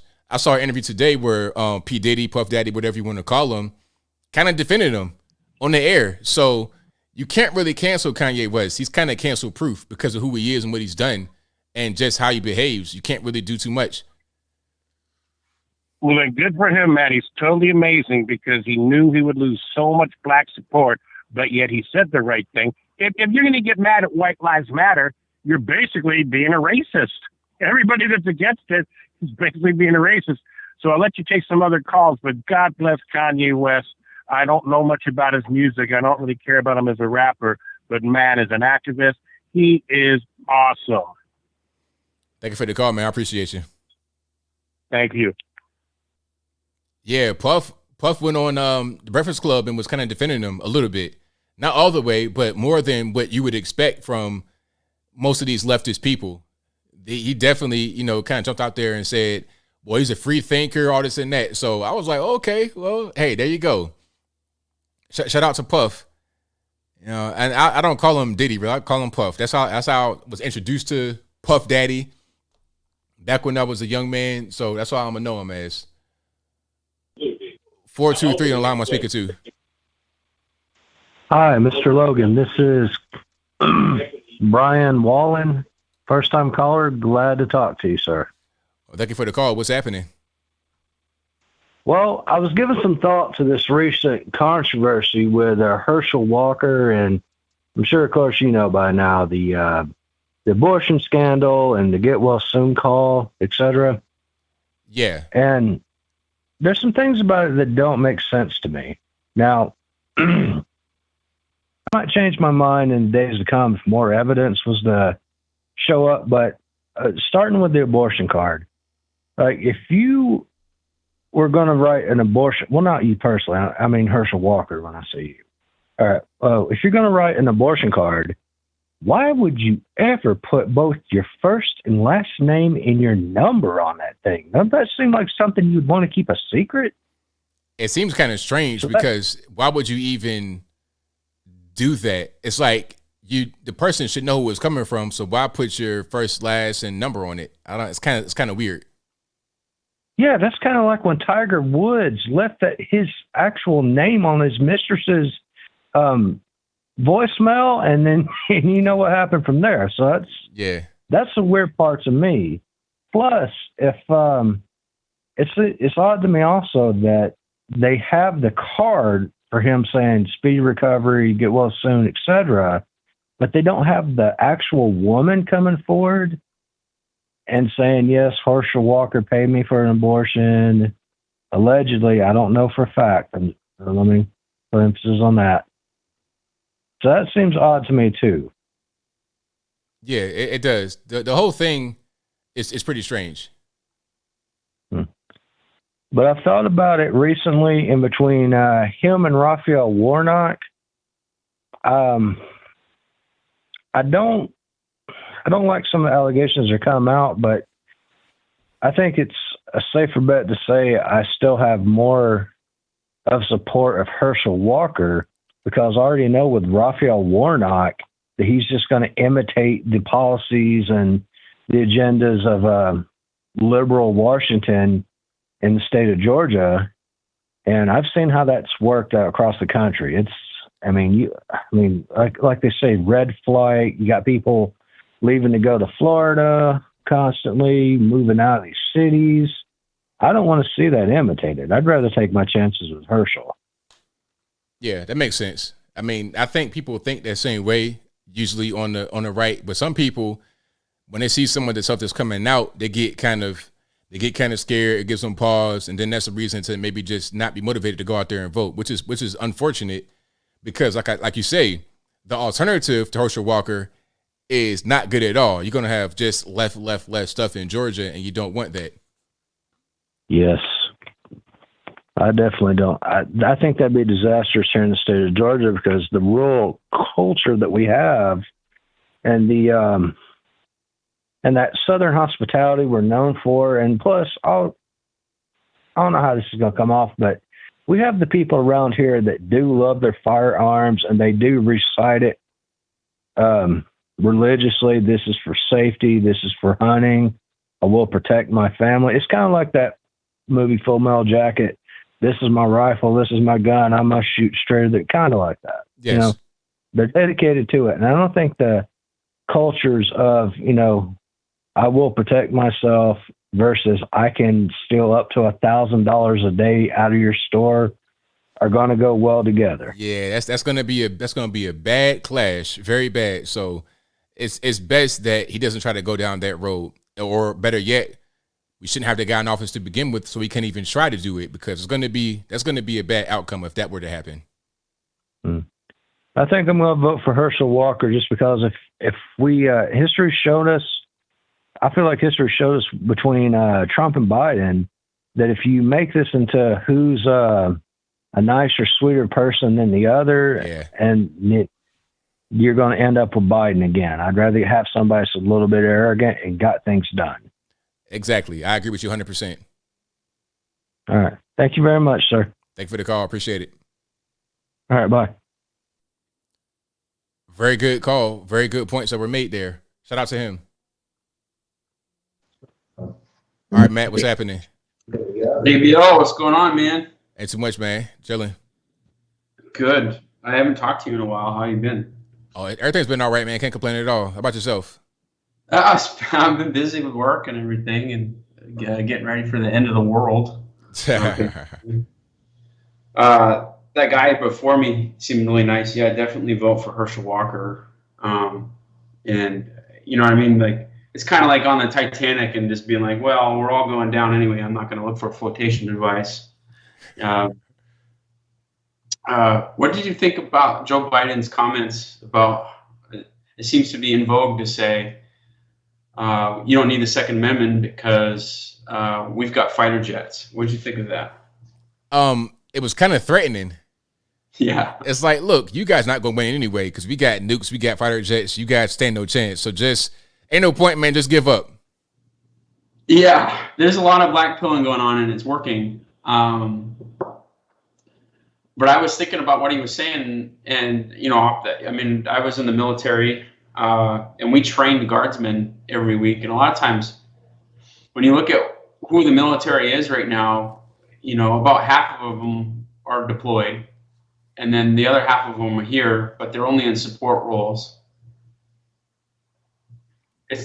Biden's not the commander-in-chief of the National Guard and the reserve units, and they all live here, and the governor is the commander-in-chief of the reserves.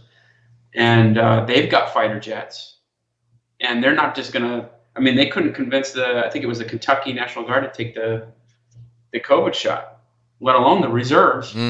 So I think we talked about it quite a few times, and there's something coming down. And Ron Paul was right. The welfare state is in full boom, and that really is the way that this all plays out. Contested elections, free money, helicopter money, and then some new war like in Ukraine. And they all know it, and that's what they're all noodling for. What do you think of that? So what's the actual question there? Do you think that there's going to be a civil war, or like I call it the New Deal, like where basically they're going to give us central bank digital currencies, and they're going to bail out everybody that's trying to retire in exchange for votes. They're going to steal elections. They're going to take emergency powers. Basically, we're going to have new permanent emergency powers, kind of like COVID, but it's just going to be forever. We're going to the point that maybe we start eating our pets like Venezuela. That's what I think is going to happen. Well, I think that could happen on a state level, but not the whole country. I don't think that happened on the whole country. Maybe the whole thing about digital currency could happen on the whole country, of course, because that wouldn't just be a state thing. But some things they wanted to do would happen on the state level. California, left coast, they try to do it. But again, like you said, Kentucky, National Guard, it wouldn't happen everywhere. If it was a wouldn't state, happen everywhere. Yeah. We're going to split up. Yeah. And I think it could happen over, what brought England back to the table was the pensioners. Like the pensions are so leveraged that they've gone and they've bought bonds on loans in order to offset the stock market that's been kind of going down a little bit. And what that's done to them is effectively double leveraged pension programs. And England's got all these public sector workers. I think that's going to happen here too, even at municipal bonds. I mean, half of California's municipalities are going bankrupt because of sweetheart pension programs. And I think when it comes right down to debt and unfunded liabilities, I think states are basically going to say, wait a minute, because the word austerity, when's the last time you heard the word austerity? Been a while. It's going to come back, and it's going to come back here. And basically all these states are going to compete for loans, and they're going to try to sell bonds at interest rates to do that. And we're going to have to demonstrate that each state can be austere, and one state might just split off to get a loan or not to be saddled with the sovereign debt of the United States and that kind of thing. We might start peeling off just for financial reasons. Do you think Trump's going to run in 2024? I can't really call it. I think that he might, but I'm really kind of torn in my opinion, about if he's going to run or not. I mean, it's looking like it. You don't think he will? No, I think he got burnt pretty bad, and when they couldn't even indict, I think it was Sussman was the lawyer that they couldn't even indict for falsifying Carter Page emails, changing yes to no. Yeah, to get the warrant. You can't even. Washington D.C. is 98% Democrat. There's literally, I feel as though it's impossible to get a jury of your peers in Washington D.C. that will convict or even give Trump a fair look at anything. Yeah. And frankly, I think that's a big part of his campaign. I mean, or even his effectiveness as president of the United States. He'd be way more effective as Speaker of the House. And basically kicking off these investigations. I mean, I almost feel as though it's as likely that he'll be in some capacity like an envoy or like a Republican version of a John Kerry. And he might just back someone like DeSantis is what I think could happen. I hope he does that. That'd be the best thing for him to do. Because if he runs as a president, that'd cause a lot of problems. If he was to kind of just have the supportive role, that'd be perfect for me. Yeah, but the quid pro quo on that would have to be, man, how long has John Durham been at it? And he can't even get a single conviction? Right. Not one. I mean, really. It's impossible. I'm on two Senate, one congressional and two state Senate advisory committees. and everybody's kind of afraid to go big because Republicans don't play politics. They don't play to win. We're all milquetoast, and if someone like Trump can't get justice or to play the games. I mean, Ron DeSantis is probably the only guy that I feel is actually playing politics and in the migrants to Martha's Vineyard. Right. I mean, that's a chess move. Oh, speaking of chess, they're calling people pawns, and my thought on calling people pawns is that, well, who's the king and queen? If there's pawns on the chessboard, who are the players? And to me, like if you've played chess and you castle, you basically take the king and the rook and you swap them, and the king goes over to the corner of the chessboard and he's all protected by his own pawns, and then he knows he's in trouble when the pawns make it down the board and start threatening him. Well, that's Martha's Vineyard up there. Those kings and queens have rooked, and they're just upset that the migrants have made it up that way. And yeah, I mean, it's a chess game, so those are fair rules. That's right. Exactly. Yeah. Hey man, be good. I love you. I love your show, man, and keep going. Thank you for the call, man. I appreciate you. Yeah. Cheers. All right. Shout out to Matt for the call. Good call. And thank y'all for being here. As always, you guys are the best audience on the internet. Couldn't do it without you. And the number to call is 434-658-1220. But yeah, made a lot of good points right there. It's going to be interesting to see what happens in the next couple of years under Biden administration. And then in 2024, it's going to be a mess. The election time, 2024, is going to be a complete mess.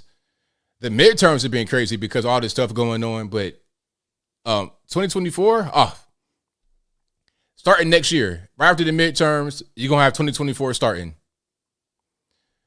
203 on the line. Who am I speaking to? Hey, ABL, hold on. Give me 1 second. Let me turn TV over here. So, hey, I loved your videos earlier today. They were awesome. Oh, thank you. Appreciate it. Yeah, I watched them all, especially the one with Kanye West. And you were saying how, the gigs is up with BLM. That's right. It's up. It's over with. That's right. But you know what's crazy, man? You actually drew the memory bank from my mind. And I actually formulated a whole list of things. I was like, let me ask him, what do you think about this? Because I'm like, you're from Virginia, right? Yes. Are you near Charlottesville? You mean Charlottesville? Yeah, Charlottesville. I'm not really near there, but I've been there before, yeah. Is it nice? It's a nice area. Oh, yeah, it is. Nice, small town, college town kind of. Right. Yeah. Yeah. So do you remember in 2017 when they had that whole thing with the Heather Heyer, or that run by with the car? I remember that, yeah. Yeah, right. So the leader was it was Unite the Right rally or something, some protest, because they were doing that. They were taking down the statue. Yeah, there were several different protests at the same time, because the initial protest was students and normies that were in the area, because the statue was on the, like right by the campus of UVA. So it was initially a protest because of that, and then other groups came in when they heard about the protest. Right. But check this. Did you see how they tried to switch the permit? I don't know exactly how they did it, but I guess it was in litigation or something, because they granted them first to do it in the Robert Lee Park, but they were like, no, let's go to the Emancipation Park. I don't know about that part. Well, I think that's where that whole the car running with the Heather Heyer happened. And what I found interesting, because I remember watching videos and reading some articles, they had placed the police in almost like a U, like a cul-de-sac in front of the park, So the protesters, or well, let's say the people that were like Kessler, I believe his name was, the protesters for the statues, they couldn't get out. Okay. And so I don't know, like, and I remember, they had, did you know, like a SWAT helicopter with two officers like crashed on that day? I think so, but I don't really remember. Yeah, like something happened. Like it was like almost like 20 minutes after that car crash, like a SWAT helicopter crashed. And I was like, whoa, that's crazy.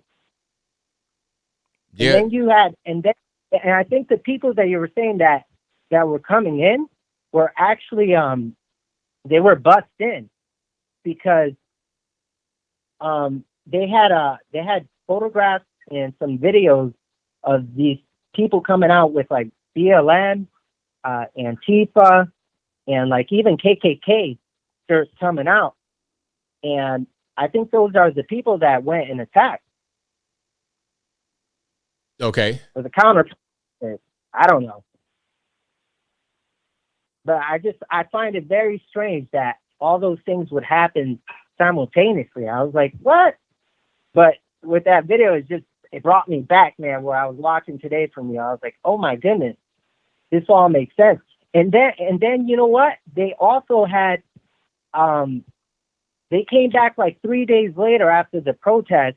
Well, not because they were probably already there. They were bussed there, and they were chanting, George Soros, give us our money. And they showed like clippings of, like, I don't know if Craigslist was still out at the time, but one of these ads or whatever, where it was like talking about not necessarily inherently to George Soros, but it was saying like $15 if you come and counter protest this Unite the Rally. Yeah, I don't remember all the details. It's been a long time. Yeah, I know, but that's the grift. The grift is the globalists trying to get civil. You know what I'm saying? I don't know, man. I don't know how to put it. I wish I lost all my bulletins and questions that I wanted to ask you. I'm like, yo, he's from around there. I'm sure you would know a little bit. You got to look at sorry about that. I definitely looked up a few articles, and I remember I was like, I saw that there was a helicopter crash roughly like 20 minutes before, after the Heather Heyer, like where the guy was plowing through the. Right, I got you. Yeah. And then check this out. Another thing that came to my remembrance was, I went and looked to see at the streets and see how they conjoined, like where the protest was happening and where the riots happening, and it was almost like parallel to where that vehicle was barreling down the road. And on Google Maps, they actually changed stuff. Well, yeah, I mean, they did. I mean, I'm gonna cut you right here, but I got a lot of calls and I got to get to. Thank you for your call, man. I appreciate you. No problem, bro. All right, now. Thanks, take care. All right, shout out to my man for the call. Appreciate him. Let's go to 254 on the line. Who am I speaking to? Hey, ABL, it's Jeff from Centerville, Texas. How you doing tonight, brother? Everything's all right. How about yourself? Oh, hanging in there. I spoke with you a couple months ago about Hunter and his gun deal. Only lied on that before, but anyway, I want to ask you about tonight. I was watching a thing on YouTube today earlier, but I don't watch TV anymore. I haven't watched TV in like 7 years. I just watch YouTube. And luckily, I get notifications when you come on there, and I'll stop what I'm doing. I'll switch right over whatever you've got showing. But I appreciate that. Anyway, this program I was watching today, he was talking about last Friday that San Francisco had a flag raising ceremony for the Chinese flag. Have you heard about that? No, I've not heard about that. Yeah. Well, they raised a flag over City Hall in San Francisco to celebrate 73 years of communism in China. Oh, interesting. And you know, my thoughts on that is China supports Russia. And we're sending money to Ukraine that Russia's fighting. Yet we're going to throw their flag up over a building here in the United States. Right. That's just kind of a double standard to me. Yeah, it doesn't make any sense. The whole thing with Russia doesn't make any sense. The whole Ukraine thing, it doesn't make any sense. We shouldn't be involved at all with that. No, not at all. Not our business. That's their business. There's already enough corruption over there to begin with without us getting involved in it. That's right. But, you know, it seems like the left, they do everything they can to provoke people every day, and it's just getting worse by the day. That's right. And it's like I don't see any end in sight. I mean, every day I wake up and it's just something new and bizarre, you know, on YouTube coming up. And I have a lot of sources I can check and double check and verify things. And they're all true. And it's like the lunacy is just rampant right now. Right. So anyway, I don't want to tie you up, but I just want to know if you'd have heard about them raising that Chinese flag over here in San Francisco. I gotta check it out. I've not seen that, but that's really interesting and really crazy. Pretty scary too, but not surprising. Yeah, it is. It doesn't surprise me either. But anyway, I enjoy talking with you, brother. I love you and have a great show. Thank you for the call, man. I appreciate you. Bye-bye. Yeah, that's totally crazy. But again, you can't be surprised at stuff like that because it's current year and these things are just happening now. Yeah, I'm kind of like, it's like these things. It's crazy. That's all I can really say is that it's crazy. That's probably the best word that I have right now. Is that it's just really wild right now. All right, what's this? No King, what's going on? Hey man, how's it going? It's all good, man. What's happening? It's good. A lot is going on. Hey, ABL, I just want to thank you, man, for recommending that Woman King movie. Yeah. Yeah, because I just got back from watching it, and what happened was there was a moment where I thought maybe they zoomed in on one of the characters because the entire screen was just black, man. So as a result, I'm not going to show you the barcode, right? I don't want people online. I got free passes, man. Oh, wow. Okay. So I'm really thanks a lot, man. You really helped me out with that. The movie itself, in all honesty, wasn't really that great. It was kind of like, I don't know. I wasn't really into it. Okay. I didn't connect. I don't know if you've seen Apocalypto. I've not seen that, but I've heard about it was kind of like that, maybe. Yeah, you need to check that movie out. Like that movie is very well done. Like my wife's Mexican, so she got me to watch that, and I really liked it. And also, speaking of Mexico, I was there for about a month, right? Yeah, I was there for a month, and even the Mexicans are tired of all this like transgender stuff, man. Because we were, you know how they're all like about the family unit and stuff, but they're really trying to push the LGBT stuff on them, and people are actually rebelling. Like I was surprised by that. Oh wow, yeah. I mean, the West is not the things we do over here in America and Canada and stuff like that is not the same way all over the world. You know that. So Mexico, of course, it might be the same way. Yeah, and even like my wife and I were just getting fed up off it, off Ontario. Like we want to move out because it's just nuts. I don't know if you saw that guy with the prosthetic breasts in the shop class, and there was actually a debate about that. Come on, was that like near your area in Canada, bro? I used to work close to that area. Like I'm very familiar, so that's why I'm saying like things are just getting really out of control, and we're just gonna move. Like we're still gonna stay in Canada because the U.S. I don't know what's going on with you guys there, but. Because seriously, we're really thinking about like, is this really like a good place for a family? And I know it's what you do in the house, but still the environment, like the curriculum that they're trying to push is nuts, man. And I hope you guys get your stuff sorted out in the US because my stocks are taking a hit, man. Like I don't know if you have any say or if there's anyone you can talk to because I'm crying, man. I wish I did because my stocks are also taking the hit. So I wish I did. Yeah, man, but I know I haven't been calling in or as engaged, but I do watch your videos, and I thank you very much. I know you probably got a lot of heat for reviewing Woman King, but you were very fair. And the reason I checked it out was because of what you had to say. Like, I thought it was just going to be that SJW thing, all women power, but they were still accurate. She wasn't actually the queen or anything. She was just a soldier in a unit.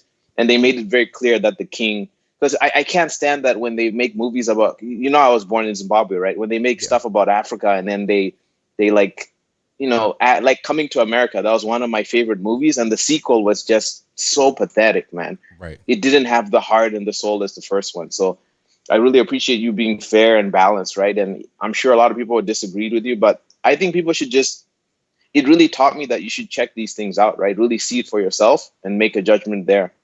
Absolutely. 100%. That was my whole point. It's like, just watch it for yourself, because you might see something different than what somebody else says. Make your own opinion. Yeah, man. But as always, man, it was great talking to you. You got my wife saying, "How about that?" Like she loves when you say that. But man, thanks. We got the free passes, so we're gonna check out more movies, and I wish you the best, man. Thank you for the call, man. I appreciate you. All right, peace. All right, shout out No Little King. Yeah. So that was my whole thing about the movie. It's like, just check it out for yourself, because a lot of times what I was seeing on the internet as far as the reviews and the impressions and whatnot, it wasn't really accurate to what the movie was. The movie was okay. Like I said, it wasn't like some kind of Oscar-worthy thing. It was kind of formulaic. It wasn't like this fantastic movie, but it was much better than what I thought. I thought it was going to be super woke and SJW, but it wasn't that way. It just wasn't. But I thought it was going to be. I had low expectations, and I was surprised. That's all. You know, I just do things like that. I was like, man, let's go check it out. Let's go watch it. Now, what I'm not going to go check out is that bro stuff, because I'm not trying to see dudes in the, you know, bumping beards and whatnot. That's not really my cup of tea. You know, but an action movie, okay, I'll go check that out and see if it sucks or not. So that's kind of what I'm into. All right, the number to call, 434-658-1220. Again, 434-658-1220. Let's go to 909. You're on the line. Who am I speaking to? This is Steven. All righty, what's happening? Oh, I'm just down here in Florida. I went through Ian in a RV. Oh, wow. How was that experience? Well, I was quite a ways inland, round about Claremont, and it was a lot of wind, but we actually only got like a little over 8 inches of rain. Oh, that's not bad. Were you on high ground at all? Yeah, I'm actually out here close to a place called Howie in the Hills, and I felt lucky, and I was kind of like colluding with my neighbors, and they were saying we're probably the safest in the place, safest in the state, because we're in the hills. Yeah, absolutely, right.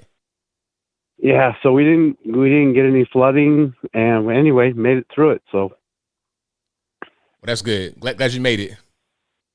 Yeah. Hey, I was wanting to get your take on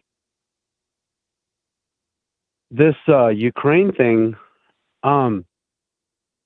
I'm kind of feeling like that if we speak out against Ukraine, whether you're MAGA or whatever your political views are, that we are viewed as traitors. And it kind of harkens back to Franklin D. Roosevelt, where the Japanese were rounded up and put in concentration camps.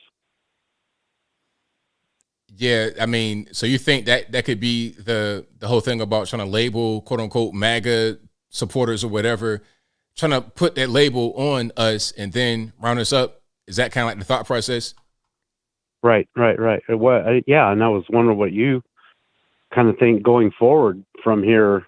You know, it's kind of seeming like it's already, you know, especially after Biden's, you know, Red Day speech that he gave. You know, MAGA Republicans, they're the worst thing, you know, they're a threat to democracy and da-da-da. So kind of wonder what your take is on that.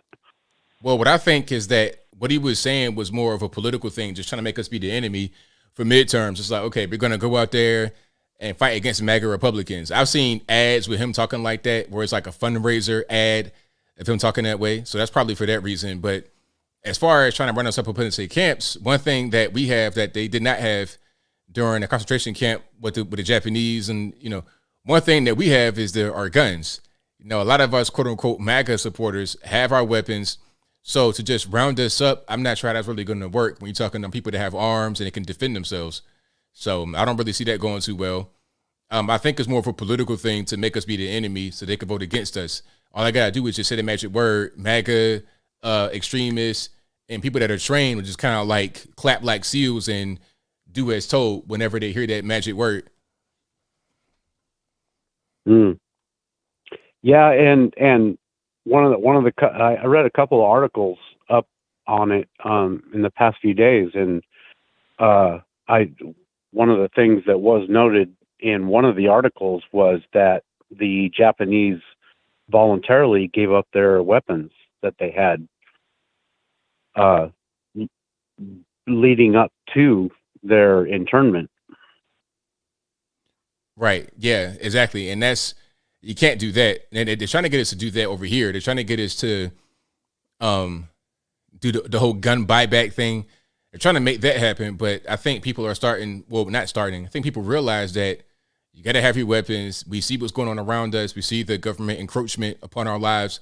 So we got to have our weapons to defend ourselves from not only the federal government, local government, state government, but also just regular citizens that can mean us harm. So I think we know better than do that now, considering what history has taught us and things we see every day around us.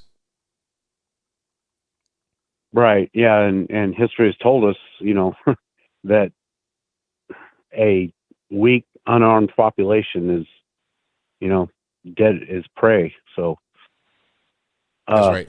But yeah, I just wanted to point that out about, I think I see some kind of correlation here between what the Democrats are doing now. Oh, and by the way, Franklin D. Roosevelt, FDR, was a Democrat who sent the Japanese to the internment camps. So there's a lot of correlations I see. Right on. Yeah.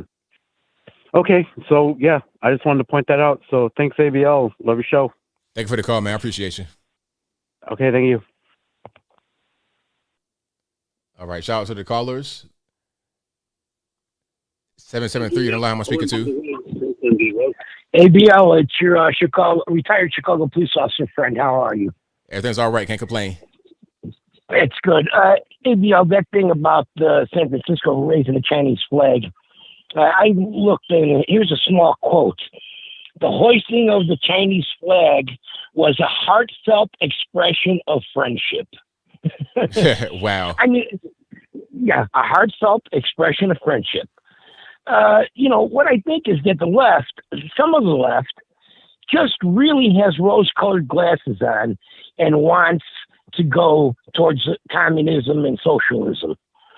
But what they don't understand is that, life is okay in communism as long as you're part of the elite. It always was like that. You have yours, that's fine. But the masses live in, quote unquote, the projects and are limited with what they can buy, how much butter they can have, and how much things they can have. And, the left thinks that's, that's just fine and dandy. But, the reality is it's not going to work and then you're in trouble. I don't want to see that happen. But what are you doing? What are you doing here? And you know what? It falls right into your video of Kanye West and Candace Owens. They can wear what they want on their shirt. It's freedom of expression and freedom of speech. That is really the point. Freedom of speech is gone in this country now. Unless you agree with what I'm saying, you don't have a right to talk. Why? Because I feel threatened. You know how many times I've heard that? I feel threatened. I feel threatened. You're talking to me. Well, I'm, sorry that you feel threatened, but I'm just speaking to you. And here's the situation. It's ridiculous. I don't know. I don't know why they get away with that. That's the problem. Why are they getting away with being able to stop your speech by saying, well, I feel threatened. It's threatening. I mean, it's ridiculous. We need to get away from all that. And one last thing, ABL. You know, obviously, after 24 years as a Chicago policeman, I still have lifelong friends that are still in the police department. And a lot of them are dreading what's going to happen January 1st, which is, as you know, this no bond thing, no bond for second degree murder, no bond for aggravated DUI, no bond for this, no bond for kidnapping. I mean, are you kidding me? That means a lot of the nonsense that goes on, you make the arrest, they are under arrest, and they get fingerprinted in the photograph, but then they are let go. They will probably, depending on what time of the day or night that they're arrested, they'll probably be home before your shift is over. I've had that happen to me before, ABL. I arrested somebody for a domestic. I brought him into the station. Before the end of the night was done, I was back over there arresting him again. It's a ridiculous thing. And a lot of the police, and as you know, I know the police intimately, a lot of them are just laying down. I'm going to do my job, but I'm not going to be proactive. You have to go to your calls. When you get a 911 call and you're dispatched by the dispatcher, you must go to that call. But a lot of police work happens because you're driving around. You see someone suspicious. You see this. Someone sitting in the car. Next thing you know, you got a carload of this or that. You know, a lot of it is proactive policing. But it's not happening now. I'm going to go to my calls and I'm going to put the blinders on. I'm not going to see the streets the way policemen see the streets, because the next thing I do might get me in trouble. And a lot of these young guys that are the police, they're all gung-ho to play cops and robbers, which is a fun thing. It is. It's fun. I had fun when I was young, being the police, playing cops and robbers, chasing the robber around. But soon they find out, after their first lawsuit, or after they, get their fingers, I'll be nice about it, get their fingers caught in the ringer, and suddenly they take your badge and gun away from you while you're being, waiting for a hearing. They put you in callback. Callback is the 311 non-emergency line. When you call 311, a lot of times those are policemen that are in trouble. It hasn't gone through this process yet, but they sit there and answer the phone. So the city gets their money out of you working, but you're not on the street with arresting powers or a weapon. So you're waiting for your case to come to trial. Something has happened and you're in trouble, but not enough to be fired. So, they're all of a sudden they're in callback, taking 311 calls, or they're in a lawsuit. And after those policemen get through that process, the stressful process of that, and they're vindicated, well, they're not as effective. They're not so quick to go running after things. They're not so quick to go back up other coppers, because I don't want to get involved in your 911 call. As policemen, you get a call on your beat, I get a call on my beat, and if I'm not doing anything, I'll back you up. But sometimes when I back you up, now it goes bad, and suddenly I'm caught into this net, where we're all being sued. Now, maybe I didn't do anything and I'm on the perimeter, but yet I'm being sued too. And once you go through that process, I've been sued before, and I had every right. I was vindicated from that, because the guy was trying to fight me. I had every right to punch him back and put handcuffs on him. I don't have to sit there and let him, attack me until he takes my gun away. But the thing is, I was sued personally for $80,000 at the time, and that was 15 years ago. That's a lot of money, and you're worried about it, even though you did the right thing. So once that happens, coppers stop doing stuff. They stop being proactive, and the criminal starts to take over. And it's a sad thing when that happens, ABL, because it makes society dangerous. You have to have a government that stands behind you. You know what? If we had a mayor run for mayor, somebody that ran for mayor, and all they have to say is, Chicago is too dangerous. It's more dangerous than Afghanistan. And the good citizens of Chicago shouldn't have to put up with this. We are going to be tough on criminals. And if you're a criminal, we're giving you a chance to stop your behavior and not go into criminal life. If you're a career criminal, believe me, you are going to be caught and prosecuted, and a free ride is over.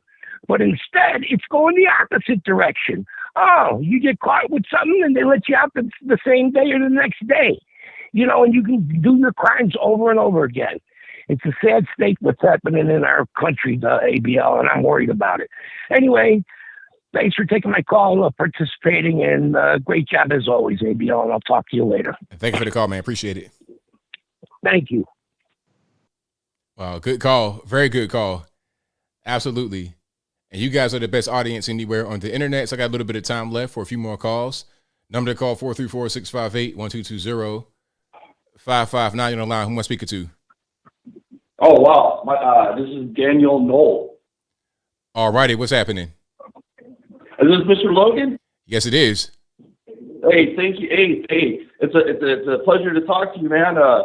Here, let me run this by you real quick, and hopefully I don't sound like an idiot doing it. But with the last election, or with Trump's first term, I know he gained so much of the black vote, right? Because they couldn't afford to lose no more than 15% of that black vote, and I know he did with with all his with his policy, right?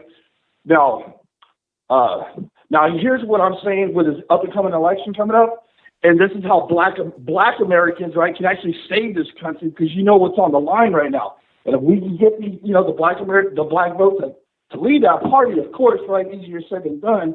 But, they can actually get credit for saving the country. What do you think? I think that could definitely be something that would work, which is why the Democratic Party are so gung-ho on not losing the black vote. Right. I get tired of the insults, trying to talk about voter ID. It's like, what I'm saying? Like, what do you mean? It's like insulting black people. You know what I mean? Like, you know what I'm saying? And it's like, we need to wake these people up, these sheep out here, because they don't know that, it's pissing and they're getting rained on. So, and like I said, if we could get, a lot more people to leave, because they're going to try to cheat. So we need a huge mass of, an exodus. And, and in the future, that's where the Nubian brothers and sisters can get credit for saving the country. You know what I'm saying? I hear you, for sure. Yeah. Well, that's it. I just wanted to run that by you because I know you got a platform, and I'm just, just a proud American over here trying to plant my seeds. And but anyway, that's all I got. Thank you for the call, man. I definitely appreciate you. Right on. All right. Have a good day. God bless. Bye-bye. Shout out to the caller. Yeah, he has a good point. This is why Stacey Abrams and that squad over there, they're really, really gung-ho. Like, they're trying to keep that black vote above 90%. If it goes to 85%, they got a problem. 918, you're on the line. Who am I speaking to? Hey, what's up, ABL? It's JB Scotsman from Oklahoma. How you doing, buddy? Everything's all good, man. How about yourself? Yeah, I'm doing all right. I missed the first half of your show. I was out doing some business, and I'm not sure what all you talked about, but I wanted to bring up Elon Musk again. The fact that now he's pretty much committed to buying Twitter, just flat out buying the whole thing. I think he is on a troll level just as good as Trump was, because when he bought all those shares, became the major shareholder, and was threatening to buy the whole company, he's like, well, I want to know how many bots are on here. Yeah. And yeah, so he put them all in pressure, and then he's like, well, I'm going to hold off for a little bit. But now, a month before the midterms, he's like, yeah, I'm going to buy it. So I think that was a perfect move on his part, honestly. I think because, yeah, there's so many bots on there. I mean, I don't use it, honestly. I don't use any social media. But, yeah, he had him right where he wants him. So that's going to be pretty cool. Hell, I might even join it once he takes over,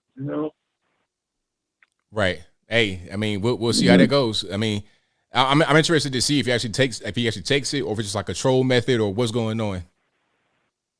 Yeah. Well, I think he's honestly a really straight up dude. I think, I mean, he doesn't want to see the election get manipulated again like it has before. And I think that's what he's doing. I think that'll help out a lot, honestly, in the midterms and in 2024, if we can have a good, clean platform that's not putting out fake propaganda, Right. But yeah, so I thought that was pretty funny.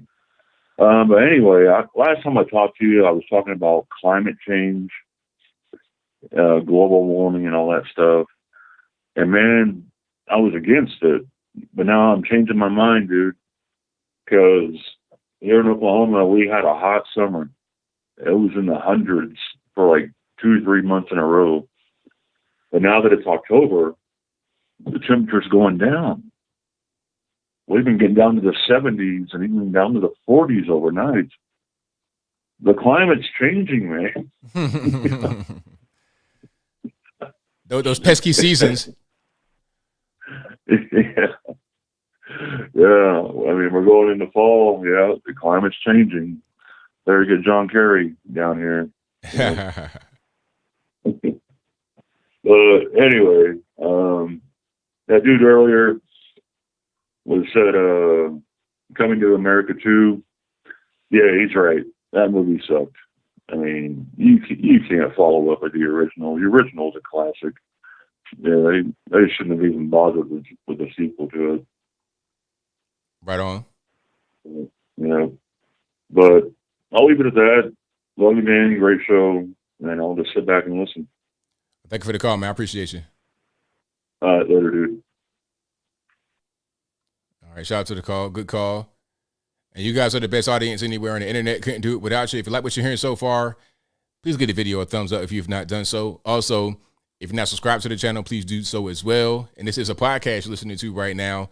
And this audio will be available on your favorite audio streaming platform, whether that be Google Play, Spotify, Stitcher, Anchor, Apple, iTunes, etc. Links for that will be in the description box, or just go to your favorite audio streaming platform and search ABL Live. I should pop right on up. 318, you're on the line. Who am I speaking to? Hey, ABL, this is William from Louisiana. How are you? It's all good, man. What's happening? I'm good. Did you hear about our mayor in New Orleans? I don't think I did. What happened? Well, basically, her name is Latoya, I think, Cantrell. But basically, she's a Democrat, of course. But she basically, New Orleans is basically filled with crime, like slaves were crime. But she's under fire right now because she spent $30,000 on first-class international flight upgrades over the summer. Oh, wow.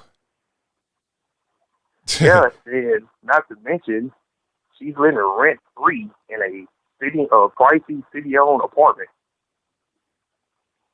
I mean, at a certain point, that's just like, it's just greed, ain't it? It's like, why do that? Yeah, not to mention she's in the apartment, it's a 2-bedroom, 2-bathroom, and the unit has a fair market value of nearly $3,000 a month. Wow. Yeah, they had about 600 hours worth, more than 600 hours worth of surveillance footage, and they caught her basically staying at their apartment every day for over a 26-day period, basically staying for hours at a time, sometimes overnight. So basically, and then she's talking about that she didn't have to pay her money back. But then they did an investigation on her, and they basically said, yeah, you do got to pay that money back since you're a city employee. Right. But another thing I want to talk to you about is when Joe went to Florida, I said I knew the first thing Joe was going to talk about was climate change. Of course. I said, this man can't remember a dead woman, but all of a sudden he's an expert on climate change.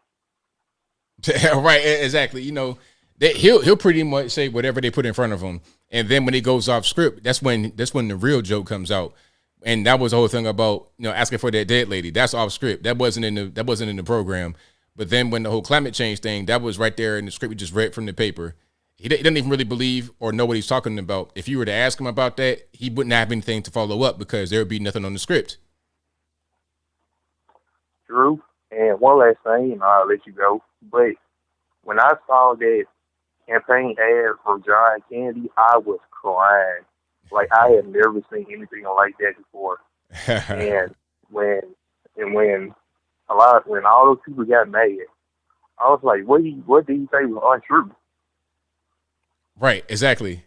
I mean, people, it was crazy because they were trying to say the term crackhead is racist, but how is that racist? I mean, do only black people smoke crack? Because for my whole life, I saw mostly white and black crackheads together working as a team. I saw a video on Twitter the other day of a white and black crackhead couple singing some songs. I'm like, that's what I'm used to seeing. So it was never no race thing. That's crazy. For somebody to think it's a race thing, that lets me know they kind of think badly about themselves. They think that they're only the ones that are crackheads. It was crazy. What he said was 100% correct, not racist, just accurate. Exactly. And I find it so funny that a lot of people trust a crackhead over the police. I said, why would you say something that stupid? I said, don't you know if we didn't have cops in this world, this basically would be like the movie The Purge. Like, we need cops. Like, yeah, of course it's bad cops, but that shouldn't overweight. Like that shouldn't be the overall opinion over the good cops too. Like, we need cops. Like, we can't live in this world without cops. Right, exactly. Brett, thank you for taking my call. Hope you have a good night. Thank you for the call, man. I appreciate you. Yeah, appreciate you too. All right, yeah, shout out to the caller. Good call. Very good call. And thank y'all again for being here. You guys are the best. Couldn't do it without you. And if you like what you're hearing, I'm at the end of the show. I got time for one more call. All right, 929, you're on line I'm speaking to. Oh, Anthony, how are you doing? Hey, it's all good, man. What's happening? Oh, yes. I want to talk about our politicians. I mean, the one who is not a rhino. I mean, why there is no news about none of them talk about a Marxist terrorist who is a Democrat voter just killed a MAGA teen Republican. I believe it is 1 week ago, isn't it? Okay, it was what now? Oh, do you remember the news about a Democrat terrorist killed a Republican teen? Yeah. He was a guy that ran him over up there. I think it might have been in Montana or North Dakota somewhere. Yes, in North Dakota, right? He just released by bail with only $5,000. And where are the Republicans? Well, what can you do? That's part of the whole thing about the soft on crime and the soft bail policies that a lot of people are against. Yes, I am get it, but it is a terrorist attack right now, committed by the Democrat and caused by the Trump president. So whether you select Republican right now, especially the Republican body in the North Dakota state, I mean, none of them speak out about it. Well, I mean, I think people are speaking out about it when they talk about the loose bail laws that are all over the country. That kind of falls into it because that was the whole thing, was loose bail law. Well, let's talk about something else. Okay. So Governor Dan Gon DeSantis. he sent bunch of illegal immigrants. No, bunch of illegal aliens to the north city of the Democrat. So what do you think of that? Is it a good idea? You talking about the Martha's Vineyard thing? The Gon DeSantis, he sent illegal aliens to the northern state of the Democrat.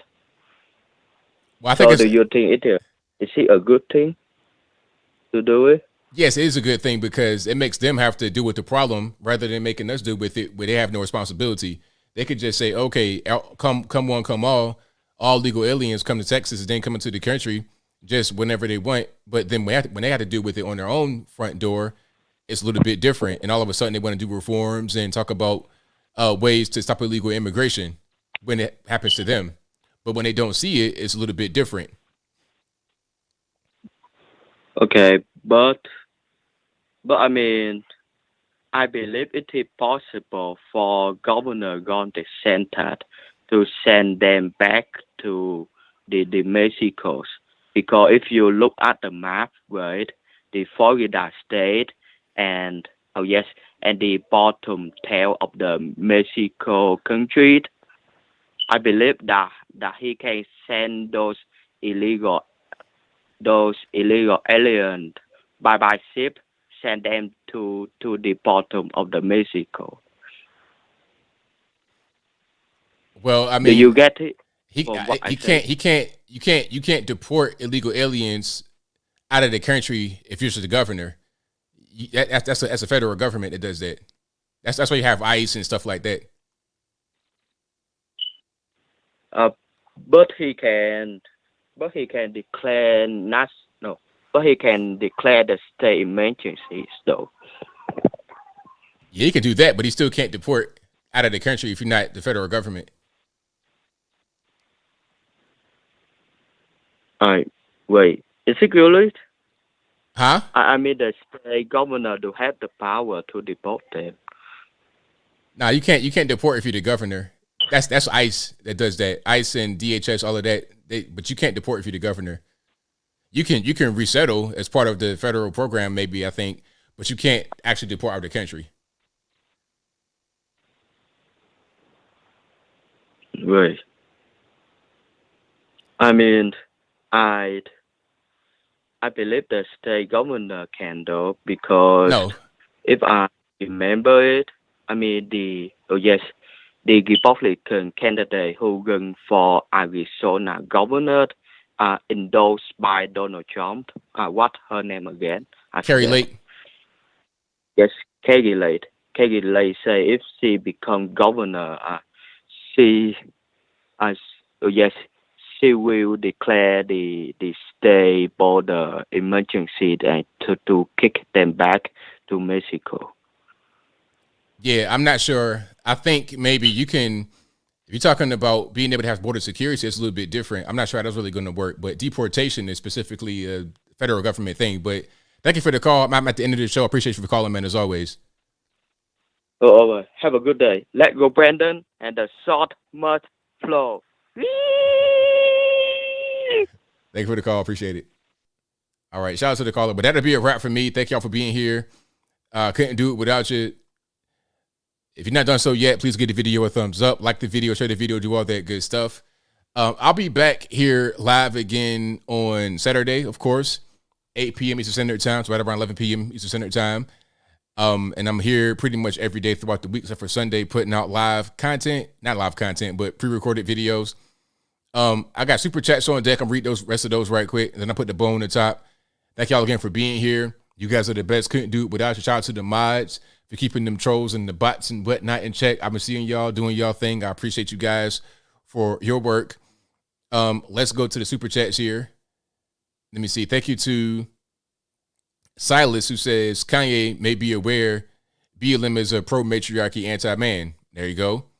Thank you to Lee Rhodes for becoming a member. Thank you to A. Apron, who says lives matter, period. Splitting hairs, bald head. Thank you to Corn Pop, who says hello. Thank you to Lula Rose, who says, loving the show. Thank you to Tallulah Rose again, who says, come on, folks, let's show some love, at least buy the man a cup of coffee. Thank you to your mother was a hamster for the emoji donation. Thank you to 007 girl who says, you are amazing. I appreciate you for that. And that will be a wrap. So until next time, y'all be safe. I'm out, and peace.